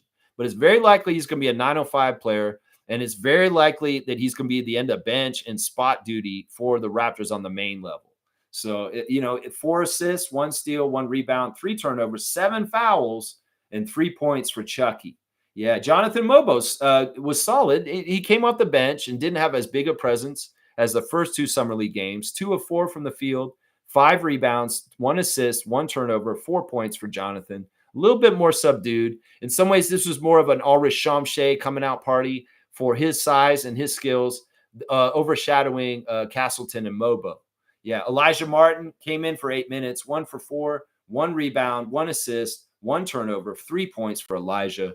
Just solid in effort and energy, if not in production. But he had such a good coming out party in the first game that it was amazing. Yeah, amazing stuff right there. That's right. Smooth saying, Paul George said he would never sign with the Charlotte Hornets. If I go there, my career will be over. Wow, a player being completely honest and on the record. He's not the one who said that, is he? I don't think it was him. It was Chris Paul who said it, not Paul George. Chris Paul is a free agent right now. And the Charlotte Hornets have reached out to him to come play for them again. He did play for the Hornets in the past, remember? He was on the New Orleans Hornets when they were in New Orleans. Chris Paul has said, no, I'm not going to play for the Hornets. I'm pretty sure you meant Chris Paul, Smooth, and not Paul George, because he's the one who said he would not sign with the Hornets. I'm pretty sure that's what you meant. Kaloy saying, oh, my God, I went nuts when Shamshay stole, blocked that ball, and then did that fast break and made that magical pass. Yeah, magical is the right descriptor, because it was very Irvin Johnson. It was very, very Irvin Johnson. Irvin that was a signature pass for Magic when he was on the Lakers Showtime. He would do this weird fast break, run into the lane, wrap around pass around the defenders, just like Shamshay did. So it was very, very Irvin Magic Johnson. Once again, Shamshay has the body of Giannis Antetokounmpo. If you can see what he can do in certain ways, there's a lot of promise with this guy blowing up and being a superstar in this league, guys. This body looks more like an NBA body than ever right now. He looks like a house. He's built with bricks. His body, he is so solid, man. So solid. Wayne saying, EJ Liddell's foul was disturbing. However, don't paint a young man into being a terrible person from one occasion. Don't like anyone trying to hurt our future superstar, but let's be rational. Shamshay is fire. No, I'm not painting it from one occasion. I'm painting it from multiple occasions in the same game because that man was consistently an asshole in this game. I'm sorry. No. If you can bring that kind of aggressive energy towards our team, the Raptors, I'm not going to like it. It's the same reason why I didn't like Goran Dragic and Kelly Olynyk when the Raptors would play the Miami Heat in the playoffs. Overly physical, dirty style. And not only that, you're adding in a jaw that he's just jawing at them, talking major shit. And we know our guys aren't going to start the talking shit part. He started that shit with Jacoby in the first quarter. And then by the end of the game, he was trying to hurt Jacoby. Nah, I can't give him a pass, Wayne. He made the first impression, and it's a very bad one. A very bad one. And he may be lucky if he makes the league right now. People can see what he did in that play and say that's Bush League and there's no place in the NBA for it. And they may actually decide there's no place in the NBA for him. So he should be worried, honestly. He doesn't have a full roster spot with the Nuggets, and he could get cut very easily. So he looked like a scared little boy after all that big talk, honestly. He really did. If you saw him after the call got called and the refs were deliberating, he looked over there like he was scared on the bench when they showed him on the camera again. Nah, I can't do this, Wayne. If it was one isolated incident and it looked like it could have been an accident, maybe. But that guy had an aggressive energy towards our team the whole entire night. And it wasn't just towards Jacoby. He got into it with Elijah at one point too, if you were paying attention. No, that guy's a knucklehead. And I can judge him for one incident. No, there were like 5 incidents in that game last night. And that's not an isolated incident when there's 5 in one game. Kaloy saying 100%, Wayne, it's just the way the young Raps play. It's stifling defense and physical plays will get into some of these players' heads and they lose their cool. That's not what this was. No, EJ Liddell came into this game with a certain mentality that he wanted to play that way because he started it. They didn't start it like that. Sure, we can play that way, but we're allowed to. That doesn't mean he needs to be an asshole and talk shit. The first thing he did to Jacoby took an outside shot and he kind of got onto him and kind of guarded him close. And Jacoby fell on the ground and he glowered over him. And he said some shit to him while he was sitting on the ground talking shit and kind of walked over him.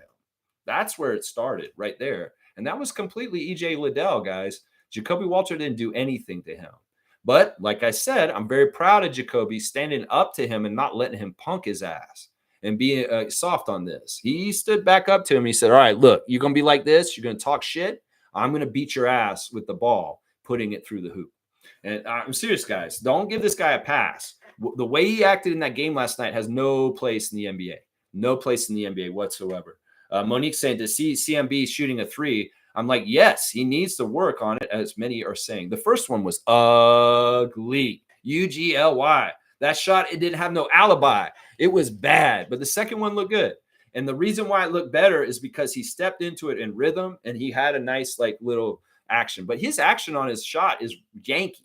Like, it's not exactly smooth. And he is going to need to work with our coaches to get his shooting stance and the way he's going to shoot honed down to be more better. Because it didn't look good, the first one. That's for sure. Oh, my gosh, that 3 was bad. The first one he shot. Oh, yeah. Kaloy saying, I'm looking at it differently. I like that slimy Keith Pelly attends these kinds of things. If he has any business sense, he should understand how much of a big deal the NBA is compared to the NHL. Yes, and he does. I'm pretty sure he understands the NBA is a bigger entity than the NHL. I'm pretty sure he understands that. You know what? I can see your side of things, Kaloy. That in some ways it's like him showing up and being present. That shows that he's interested and he wants to see. And what's happening right now, the Raptors are putting their best foot forward. They're the best team at Summer League. And in some ways, he's getting the straight goods, looking at the team that Bobby and Darko are doing a fantastic job. That's what it is right there. Keith Pelly's going to come there and see if this thing's running right, whether he has to go further with the cuts on the staff. Well, nah, things are going real good. And your coach is a badass and your GM's a badass. And Keith Pelly, why don't you just, see what's going on and then go the fuck home and not come back and, we'll run things all right. We'll be fine. Yeah, he maybe had to come check it and things are good. That's right. Trevor's saying I'm going off. Yeah, I went off a little bit. I apologize for that. Hey, Reggie, you didn't deserve that totally. I understand that. But I'm very sensitive about Masai. This is going to be something that's going to be like this forever. I'm telling you right now. This topic, if it gets brought up, No, I'm never getting over this shit. I'm never ever getting over this shit. And you can do it if you want to. That's your right, freedom. But not me. No, I'm gonna hold this for Masai forever, and it's a grudge, and it's a grudge towards Ed Rogers. It's a mirror grudge for his grudge towards Masai. And one action gets a reaction. Well, Ed Rogers, you want a grudge with Masai? I got a grudge with you, motherfucker, King Ed. Yeah, you have got a grudge from me for the rest of your fucking life, motherfucker. That's what I say to Ed Rogers III right now. That's right. That's right. That's right. Kareem saying you can't be at peace when you fire a global icon. I know, it's stupid. It's like maybe the dumbest moves in the Canadian sports history ever to fire Masai Ujiri for no good reason other than a personal grudge from Ed Rogers. I'm sorry. I'll never let this go. Never, ever, ever let this go. That's right. Fiercely saying, Smooth, it's kind of ironic. PG mentioned his career will end if he goes to Charlotte. Pretty sure he's been done for years. Yeah, that was Chris Paul. I'm pretty sure, guys. I don't know if Paul George, why would he be talking about playing for Charlotte? Because he's under contract with Philly, and he has no reason to diss the Charlotte Hornets just out of the blue. He got confused. Chris Paul is the one who said he won't play for Charlotte. It's not Paul George. It's not Paul George. Yeah, Blackhawks saying we down for the crazy 100%. There you go. That's right. Smooth, you walk right into that one. I'm sorry. I can't let this go. I cannot let this go. You guys know this now. All right. I apologize to our trivia champion, Smooth. I love Reggie. He's awesome. I missed him in the chat last night during the game, but I can't let this go. I cannot let this go. That's right. Smooth saying, Fiercey, he was on the podcast talking about it. Who was talking about what? Paul George was saying it. He said it there. Okay, so he said it too. Okay. But see, the news blip I saw yesterday was Chris Paul said he would never play for Charlotte. So there's two players that are publicly saying that they wouldn't play for Charlotte. And both of them have the name Paul in their name. Okay, I apologize to Reggie for getting confused because I saw a meme that said Chris Paul has rejected the Charlotte Hornets from talking to him as a free agent right now. All right, I'm going to give Reggie a dunk for clarifying. And Chris Paul doesn't have a podcast. And if Reggie heard him say it on the podcast, I believe him. I believe him then. I got confused because I thought it was Chris Paul and we were getting confused on that. But maybe both of them said it. Sounds like they did. That's very plausible. I mean, considering the Charlotte Hornets are the Charlotte Hornets, that both these guys both said they wouldn't play for them. That's kind of funny, actually. All right, you're at 154, Reggie. And once again, that energy I put out is more anger at Ed Rogers. You know that. It's not at you, man. It's more at Ed Rogers. Let's see. Kareem saying how Lex goes from 0 to 100 back to 0 needs to be studied. This is an art of trait that we should all possess. I don't know. It's like the Hulk, right? I wish the Hulk can't really control when he goes from Bruce Banner to the Hulk. But like he does that. He kind of rages out and then he comes back and he's like, oh, yeah, it's a little bit like that. I mean, I can kind of control it. And the other thing is like Lex, you get really, really upset and get crazy and out of my mind. And then I'm like, whoa, bro, you need to calm down. And that's the other thing is like, I do that not only with rage and anger, like I just did, but I'll do it with emotional stuff too. Like I'll get in a moment where I'm just really sad and I'll cry. And then all right, Lex, you got to pull it back together again and get back into it. So I'm able to do this. It's weird, man. Maybe it's not a good thing to be able to be good at, or maybe it is. Because you're tough and you're able to get through your emotions and work through them and move through them in some ways. I won't ever get over Masai, though. And I will use my rage, my Hulk rage against Ed Rogers and Keith Pelly for the rest of my life. That's right. So you want to study me? You're going to put electrodes on me like E.T.? What is this, man? You're going to make me lay in the bed? We're watching him while he sleeps. We got to figure out how he does this. Fiercely saying, I'll never forgive the Rogers administration for dismissing Masai. That's right. The trash Rogers administration. Yeah. And Swiss saying, yep, that's it. That's okay. I love you, Reggie. I'm sorry. I don't want you to take anything I just did personally. That was just like you give me a trigger. And the gun wasn't pointed at you, honestly. In some ways, I'd like, please don't tell me to get over Masai, though. Please don't tell me that. Please don't tell me to do that. Wayne's saying, ditto that lexicon. Fuckface and his bitches friends ain't going to mess with our commitment to fairness and just do for work well done. Yeah. Keith Pelly, whatever you observed last night, you saw good things. So don't fuck with it. That's what I would say to you, man.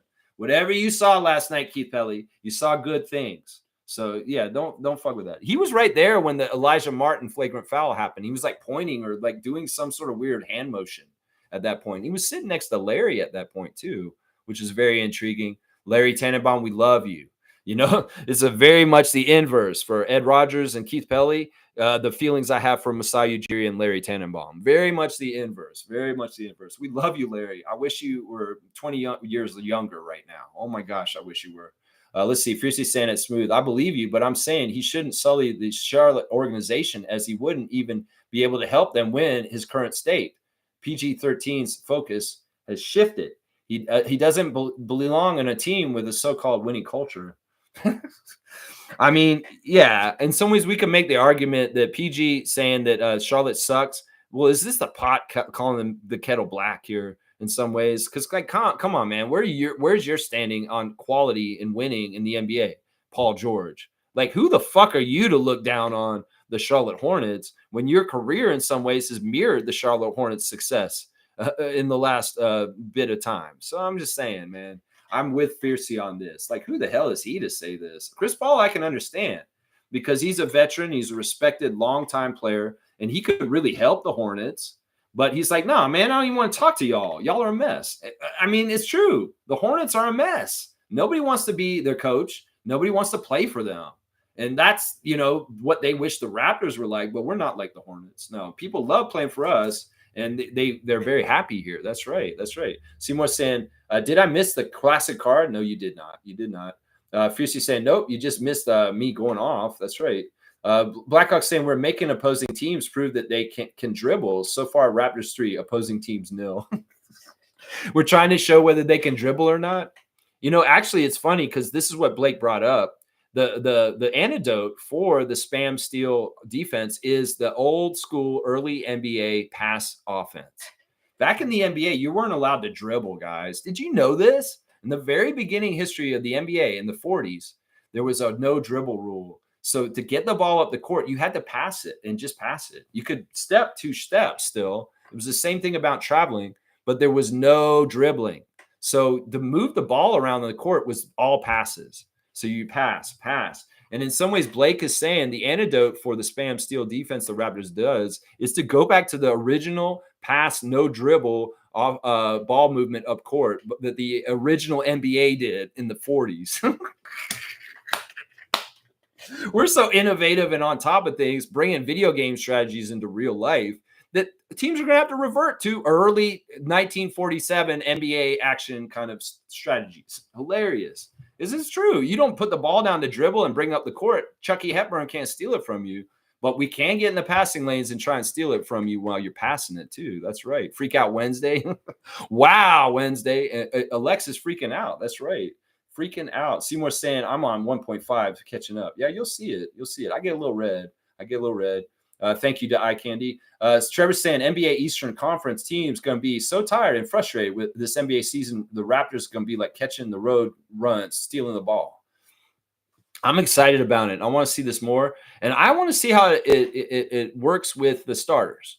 The starters are not going to be doing this all out like this completely. Scotty's going to do some stuff for sure. But in some ways, Brandon, RJ, Emmanuel, they're not going to be totally going all out like this. In some ways, they need to use their energy for the premium offensive moves that will get us scoring. But in some ways, when we start the games, are we going to have a very offensive starting team? And then as the game goes on, we lock in some defensive players mixed in with the offensive starters. And we have the mix as the balance that Darko wants to have for the game at any given time. It's probably what it's going to be. Is that like the bench will come in and they'll add a defensive kind of doggedness like they've been doing in Summer League. That'll happen. That'll hit the team that we're playing midway through the first quarter. Like we may start and it may be like it's a offensive talent shootout between their best starting 5 and our best starting 5. And hopefully we beat them. But even if our RJ and Scotty and them are not beating the starting 5 of the other team, well, maybe the bench comes in and starts locking down with a new kind of energy off the bench, and that's where things turn the tide.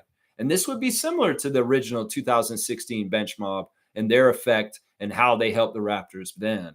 So it's going to be interesting to see how the starters and these bench guys are going to be melded in our rotation in the regular season this year. And how are they going to be blended over the course of the game in rotations? I don't want them to do hockey line changes, because that don't make no sense. You're going to take all of our offensive players out. all the starters and put a whole defensive team from the bench. Maybe that works in some sort of strategy for certain particular reasons, situations. But overall, I would like him to mix. I don't ever want to see no RJ, no Scotty, no Emmanuel, or no Brandon on the court. They need to have at least one or two of those guys on the court at all times. And then you mix and match in with Shed and Jacoby and Ulrich and Grady and Oshai, and just kind of like figure out the right balance of offense and defense between the starters and the bench. I think that's going to be a big part of what we're trying to do with our rotation this year, is melding them together. Seymour saying that man Jonte probably still running jailhouse bets in the clink. Man, if that man's still gambling while he's in the jail right now, man, he really has to get some counseling. That's what I would say right now. You just lost everything in your life, and you're such a degenerate you can't stop. They smuggle in a little phone to him in jail, and he's doing bets in there still. He's like on Bet Rivers, still in jail. He's like, I can't stop. Jonte, what's wrong with you, bro? I can't stop. Can you Epstein me, please? I can't stop. I'm out of control. Oh, that's crazy, man. Did I just say, can you Epstein me? Oh, that's a really bad joke. All right. Anyway, Monique saying W stream, W vibes. There's my cutoff. Raptor Freaks for life. Let's go. Keep strong forever. Keep limiting the comments. Thank you, Mo, my producer, for helping me out, giving me my cutoff, guys. Appreciate, guys. And yeah, let's keep going. We got 4 minutes till 2 hours. But we'll do about 2.5 hour stream today. Seymour saying 3 dinner plates if Raptors win Summer League. Yeah, there you go. Blackhawk is saying only 3 or 4 of our Summer League guys will get deep minutes in our regular season. So appreciate what they are doing now. I think this is true. It's going to be so competitive. We've got the starters. Then we've got Oshai and Grady. And then we've got these guys. And that's a deep team. And I love that the announcers were recognizing this. It's like, oh, the Raptors with their starting lineup with Brandon Ingram coming in and these bench guys at Summer League, they're looking very deep on their team this year. I was like, yeah, Tom Crean, we are looking pretty deep. And I'm glad you're recognizing this and letting them know. Now, will you have amnesia, American media, when the season comes? You didn't listen to the Summer League team games with the Tom Crean glowingly about the Raptors, and y'all will forget, and then all of a sudden you get surprised and be like, oh my gosh, the Raptors are so deep and they're so good and defensively and all this stuff. Yeah, they probably will sleep on us still. They probably will still forget. That's right. They probably will still forget. Fiercey saying, yeah, I also watch games while attending wedding receptions. I remember that. Fiercey was at a wedding and she's like contacting us. She's like, oh, I'm in a reception right now and I'm trying to watch the game under the table on her phone. Yeah, you're a real one. You're a real one for that. That's right. She hid the phone under the table. That's right. She just wrote it in there and she snuck in a few looks. Yeah, I've done this kind of stuff. I may go on a date with somebody, a date. This is a long time ago. I can remember this. This is years back. Like long time ago. And I would position myself in the restaurant facing the TV where the game was on just so I could watch it nonchalantly without her even knowing it. Yeah, I did that on purpose. I was like, oh, the Raptors are playing, but I'm going to make sure I sit at the side of the table where I can see a TV at the restaurant. So you got to figure things out sometimes to multitask and do it in the right way. The Kaloy saying, I kept telling my wife, I need to know how Colin Murray Boyles looks. She didn't talk to me the whole night. Haha. Was it worth it, Kaloy? Man, you better be living that first rule, happy wife, happy life, man. Don't be messing with this for the Raptors. It is Summer League. It's not the playoffs. Do you need to get in the doghouse for Summer League? That's all I'm saying right here, Kaloy. Wade saying, I'm with Logical. We might have room for Chris. Otherwise, Boston has the best need for instant shooting that Chris offers. Yes, you're right. 905 is a 2-year stint for coaches. Perfect development. I would love for Andrew Jones to stay there even past the 2 years because he's been fantastic. But it's likely he'll be done after this 1 year because that's just what the contract is. 2 years as the 905 coach. It's just the pattern we've been doing for like 10 years now. So that's what, yeah, I don't want to see Chris on the Celtics. Ugh, gross. I mean, I would love for Chris to circle back and still be on our team somehow, some way. If that happens, I'll be overjoyed. But man, the writing on the wall does not look like that's what's going to happen. It really, really doesn't. Fiercey saying, you never make wise decisions when you're frustrated. The announcer said it, and he's right. That's right. And we frustrated the hell out of them. Kareem saying, I bet my wife that I get to skip chores for a month if the Raptors win a game for a few years ago. She didn't know I was playing a YouTube video until the fucking ad came on, and it said skip. I was so close. Oh, no. Oh, my gosh, man. You're making my stomach hurt, man. That was too funny. Oh, my gosh. I want to give this guy like a triple dunk because this is such a well-crafted, like, I'm sure he did this shit for real too, but it's such a crazy story that I love this so much. Like, Kareem tried to play off that it wasn't a live show, but it wasn't. Oh my gosh. This is crazy, man. 167. 167, Kareem Thomas. That is amazing. That is so hilarious. He tried to make a bet he wouldn't have to do chores if the Raptors won the game, and he tried to play a game that already happened on replay on YouTube, and then the ad came on, and wow, yeah, that's just funny, man. You want to dunk for Fiercey? Seymour, yeah, I'll do that too. Man, I can't believe Creams did that, man. That's hilarious, man. That is so funny, man. That is so funny, man. You're awesome, man. Trevor's saying George said it on his podcast yesterday. He will never play for the Hornets. Okay, so it was Paul George.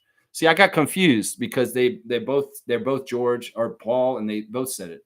Randolph saying, Lex, Reddit is reporting that Masai got $60 million buyout from the MLSE. He had clause in his contract tied to revenue.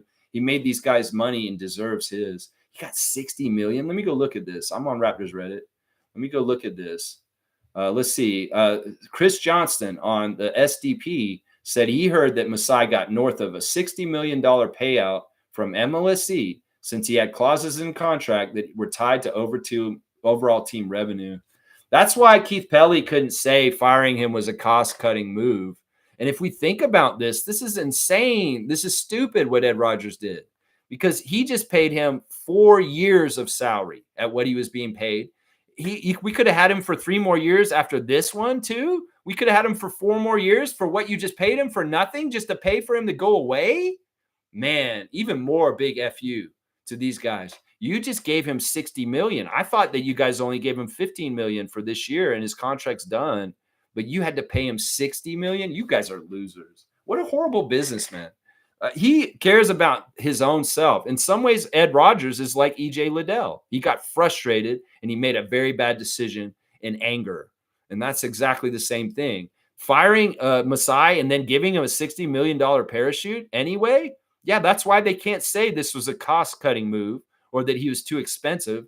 Well, you paid him anyway. You can't come out and say, oh, we saved money from this. No, you lost money. You have a loss of $60 million, and you're not even getting the return of his services.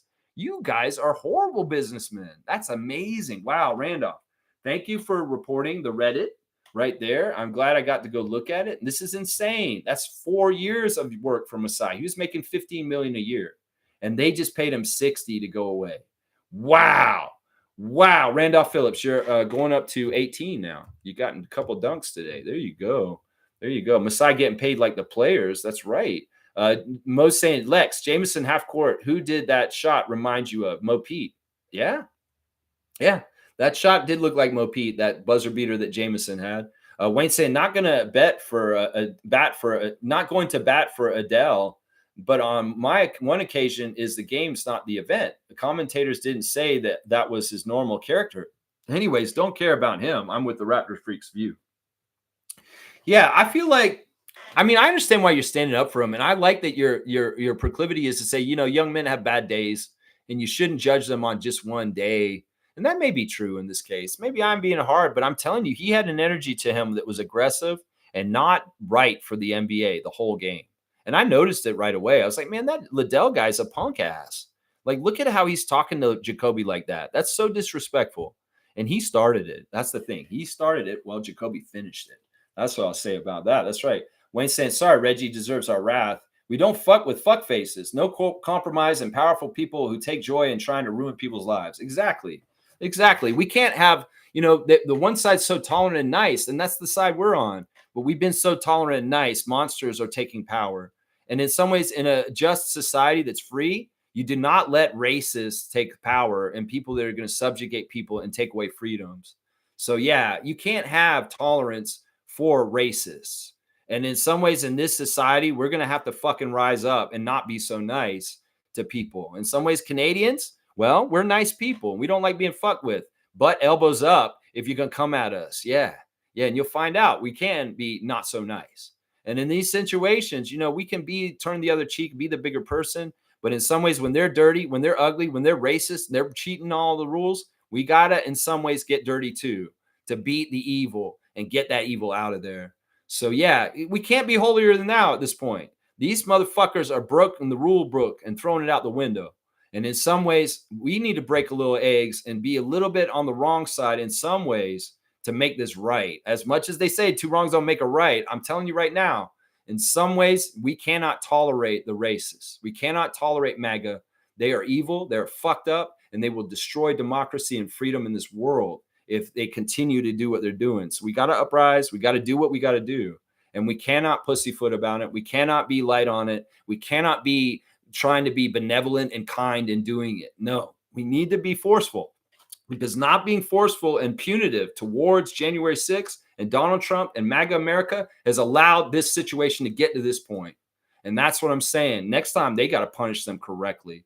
And there can't be no dull-edged sword from the Democrats coming on this. Seriously, Joe Biden, maybe you were too nice to the people that tried to steal the election on January the 6th. I'm telling you right now, man. I'm telling you right now. Let's go. Jillian's here. Good to see Jillian in chat. Jill, I'm actually really happy to see you in the chat, because we see you in the Discord, but we don't often see you in the morning. So it's good to see you. Monique saying, Darko take freshman friends like Matt does. Darko take fisherman friends. You're telling him to take fisherman friends for his voice because of his cough drops? That's funny. Yeah, that's good. Kaloy saying, I love James Wade. Some people were born to be models like me. These guys were born to defend. Yeah, he's hilarious. His post-game interviews have been awesome.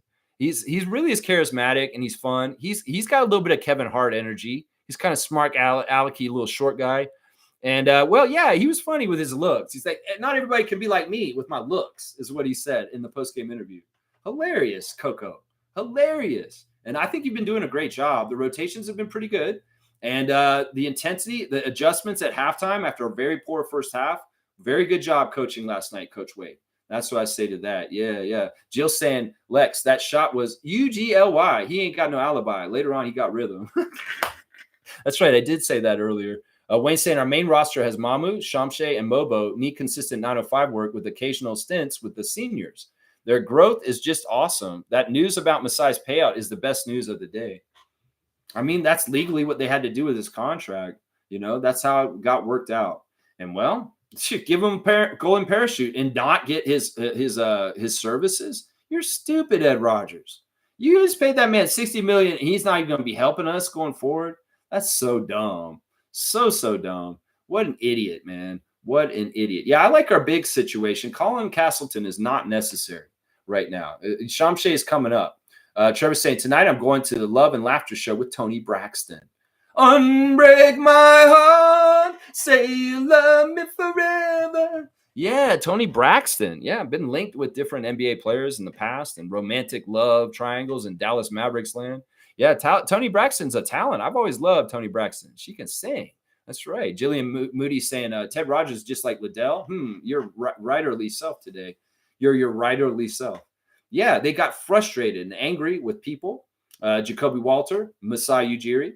And, well, they blew their cool and they made poor decisions, like lashing out violently or firing someone just because you have a grudge. Really stupid. Really, really dumb. Really, really dumb. Let's see. Fiercey is saying, laughing at Kareem about that live game thing. That was really funny, actually. And Masai, Fiercely saying, wow, Masai, they wanted to get rid of him so much. It got to that point. $60 million. What a golden parachute. That man deserved it. He probably deserved twice that, even in my book. That's right. Let's do the straight goods on Canadian goods. Guys, we're talking about supermarkets. Where should you shop if you want to support Canada the best? What shopping supermarkets are best? Well, for me personally, it's Vince's in Uxbridge. If you have Vince's, it's a local Canadian chain that really gets their food a lot of times from local farmers and farm communities and different people. So Vince's is great if you have one near you, but if you don't, Co-op supermarkets are great. They're out in Western Canada. So if you see a Co-op supermarket, that's a 10 out of 10 supermarket for Canadian goods from Canadian places sold by Canadian company for Canadians and keeping it all in the economy. So if you're out west, go to Co-op supermarket. It's absolutely the best grocery store in Canada for supporting Canada. But you know what? There's some names on this list. You may be surprised. Sobeys is actually a Canadian-owned grocery store, and it's actually a really good one to get. They got a 9 score on the Canadian score. So Sobeys is not a bad one. Freshco is absolutely not a bad, Canadian-owned and operated. grocery store. Once again, it's not Loblaws. And Freshco and Sobeys are corporate, but they're a different corporation than Loblaws. And Loblaws wants the monopoly. We don't want Loblaws to have a monopoly on the food. So supporting Sobeys as an alternative is okay. Vince's for sure. IGA is fantastic to go as a supermarket. The IGAs are usually very independent. It stands for Independent Grocery Association. So go on into the IGA and realize that you are very much supporting Canadian stuff. So yeah, those are the best ones. IGA, Sobeys, Freshco, Vince's, Co-op supermarkets. Now, if you really, really do want to go to another level, Longo's can be okay to an extent. Also, Giant Tiger is not a bad value grocery store to go. I say avoid Loblaws all around. Even though Loblaws is straight up Canadian, just avoid Loblaws because Loblaws is problematic for all kinds of other reasons. So the Loblaws family of grocery stores, I do not recommend. I do not. And it's not because they're Canadian. It's because they're too fucking corporate and they want monopolies. So that's what I say on that. Trevor J saying 60 million to go away. I'll be saying thanks. Have a nice day. Smiling all the way to the bank. Money, money, money. Okay. And Jill saying, I like Farm Boy. Sobeys eventually bought it and all the farmers markets. Yeah, farmers markets are absolutely the best option. You go locally and there's no middleman and you just pay directly to the farmer, the producer of the produce, and boom, you cut out that middleman. They're getting the profit and you're getting a value probably too. And not to mention fresh from local. Woo, that's the best way to go. There's no transport. There's no depreciation time because you're getting it almost straight from the field. And there ain't no middleman. That's the way to go right there. Fiercely saying IGA has good quality meat cuts. Expensive, but good. I told the people at Vince's, I'd much rather come here and shop at your grocery store than go to Costco or Walmart or Loblaws and pay cheaper. I don't mind paying a little bit more to support local and support anti-corporate. In some ways, that is the battle that we need to fight as consumers more and more. Go anti-corporate. Do not shop corporate places as much as possible. That's why Jill's suggestion about farmers market is top notch. In fact, I'm going to give Jillian a dunk for bringing up the farmers market right now, because in some ways that is really the most best way you can get your food if you're not growing it yourself, is to go out and do that. Jill, you're getting your first dunk of the year. You're at number 3, like OJ Anunoby in the past. That's right. You're 3 on the dunk list right there. Boom goes the dynamite. All right, let's wrap it up, guys. I think I've pretty much done most of my tabs. Let me just go through them and make sure I didn't miss anything I wanted to talk about. In our WNBA Fantasy League, I'm beating Edmund.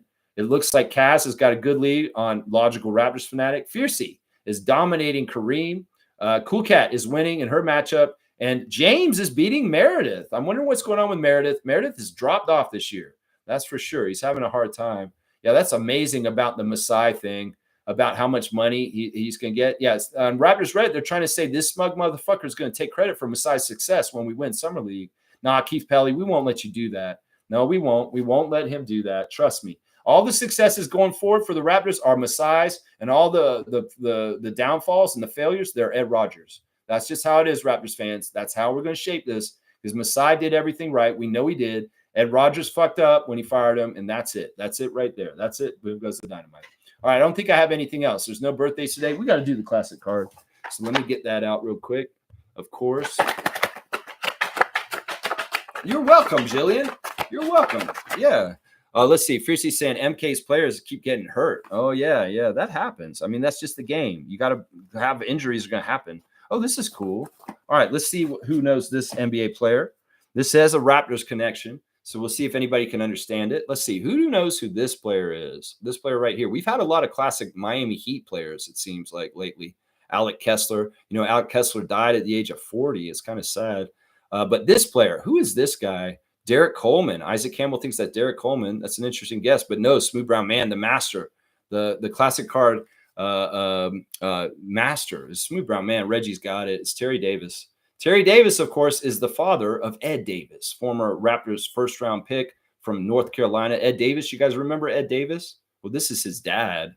That's right. Smooth's even got it in there. You put father of Ed Davis. You know what? For saying Terry Davis and then putting in father of Ed Davis, as I was saying it, I'm giving you 200 points for today's classic card, Reggie, because that is top-notch, and you didn't mess around with this at all. Terry Davis is a legacy player with the Raptors, but not because he played for us, because his son played for us. And look, he went to Virginia Union. He may be the second most famous player to ever play for Virginia Union after Charles Oakley. That's right. There you go. 200 points for Reggie. Yeah, he may have pissed me off for a second there, but he's getting a big time points for the classic card today and getting Terry Davis. Good job, man. Good job. Well, guys, I hope you enjoyed the Raptor Freak stream today and reacting to a great victory, an ugly victory over the Denver Nuggets. Very, very dirty, EJ Liddell. Not necessary, man. You don't do this stuff. You get established in the league and then try and do Bush League stuff. But if you do this before you're established in the league, you might find you don't even get in the league. Seriously, because there's no place for that kind of shit. No place for that kind of shit. Congratulations, Jacoby Walter, on a fantastic game and showing leadership. You're a badass. Thank you to Colin Murray Boyles, Ulrich Shamshay, showing promise. You guys are interesting. I'm telling you, Shamshay and Colin Murray Boyles can cover a lot of ground defensively quickly in a very adept way with their long wingspans, and they are nasty. They're going to be huge defensive players for the Raptors this season coming up, so be ready for it. Also, AJ Lawson, happy birthday, man. What a beautiful moment to see AJ Lawson serenaded by the Summer League crowd. It's so beautiful. In fact, I've never seen something like that in an NBA game. I don't think I've ever seen the crowd sing happy birthday like that to a player like that in that kind of way. That was pretty cool. Very, very cool. All right, Keith Pelly, you got an eye full of it. I hope you see that we're doing real well and don't fuck with us. All right, you go on back to your little cave next to Ed Rogers' little cave, and you guys go ahead and be trolls on the bridge now. You've seen enough of Summer League. Well, go on the fuck away. I don't want to see your ugly mug on TV ever. Seriously, when I see Keith Pelly, I'll be like, damn, I don't want to see Keith Pelly. But good job, Raptors. Golden State Warriors tomorrow night, 10 p.m. Eastern time. We'll have the preview in the morning. I'll go over the lineup for the Warriors, kind of handicap the game to tell you how I feel like it's going to go. Yeah, the Raptors probably win, and we'll see how it goes. The Warriors do have a couple wins in the Summer League, and we haven't faced anybody with any wins until now. So I think they're 2-1 in their first 3 games. So we'll see how the lay of the land is against the Warriors for tomorrow night. And I'll have all the good stuff in the morning at 9:30 a.m. I appreciate everybody. You're welcome, Reggie. You're awesome, man. I love you, man. I hope everybody has a great Wednesday. Get out there and touch grass. Don't stay on social media complaining and arguing with people. Get out there and get your life. It's summer in Canada. Soak the rays up and touch grass. That's what Scotty would want you to do. Let's go, Raptors.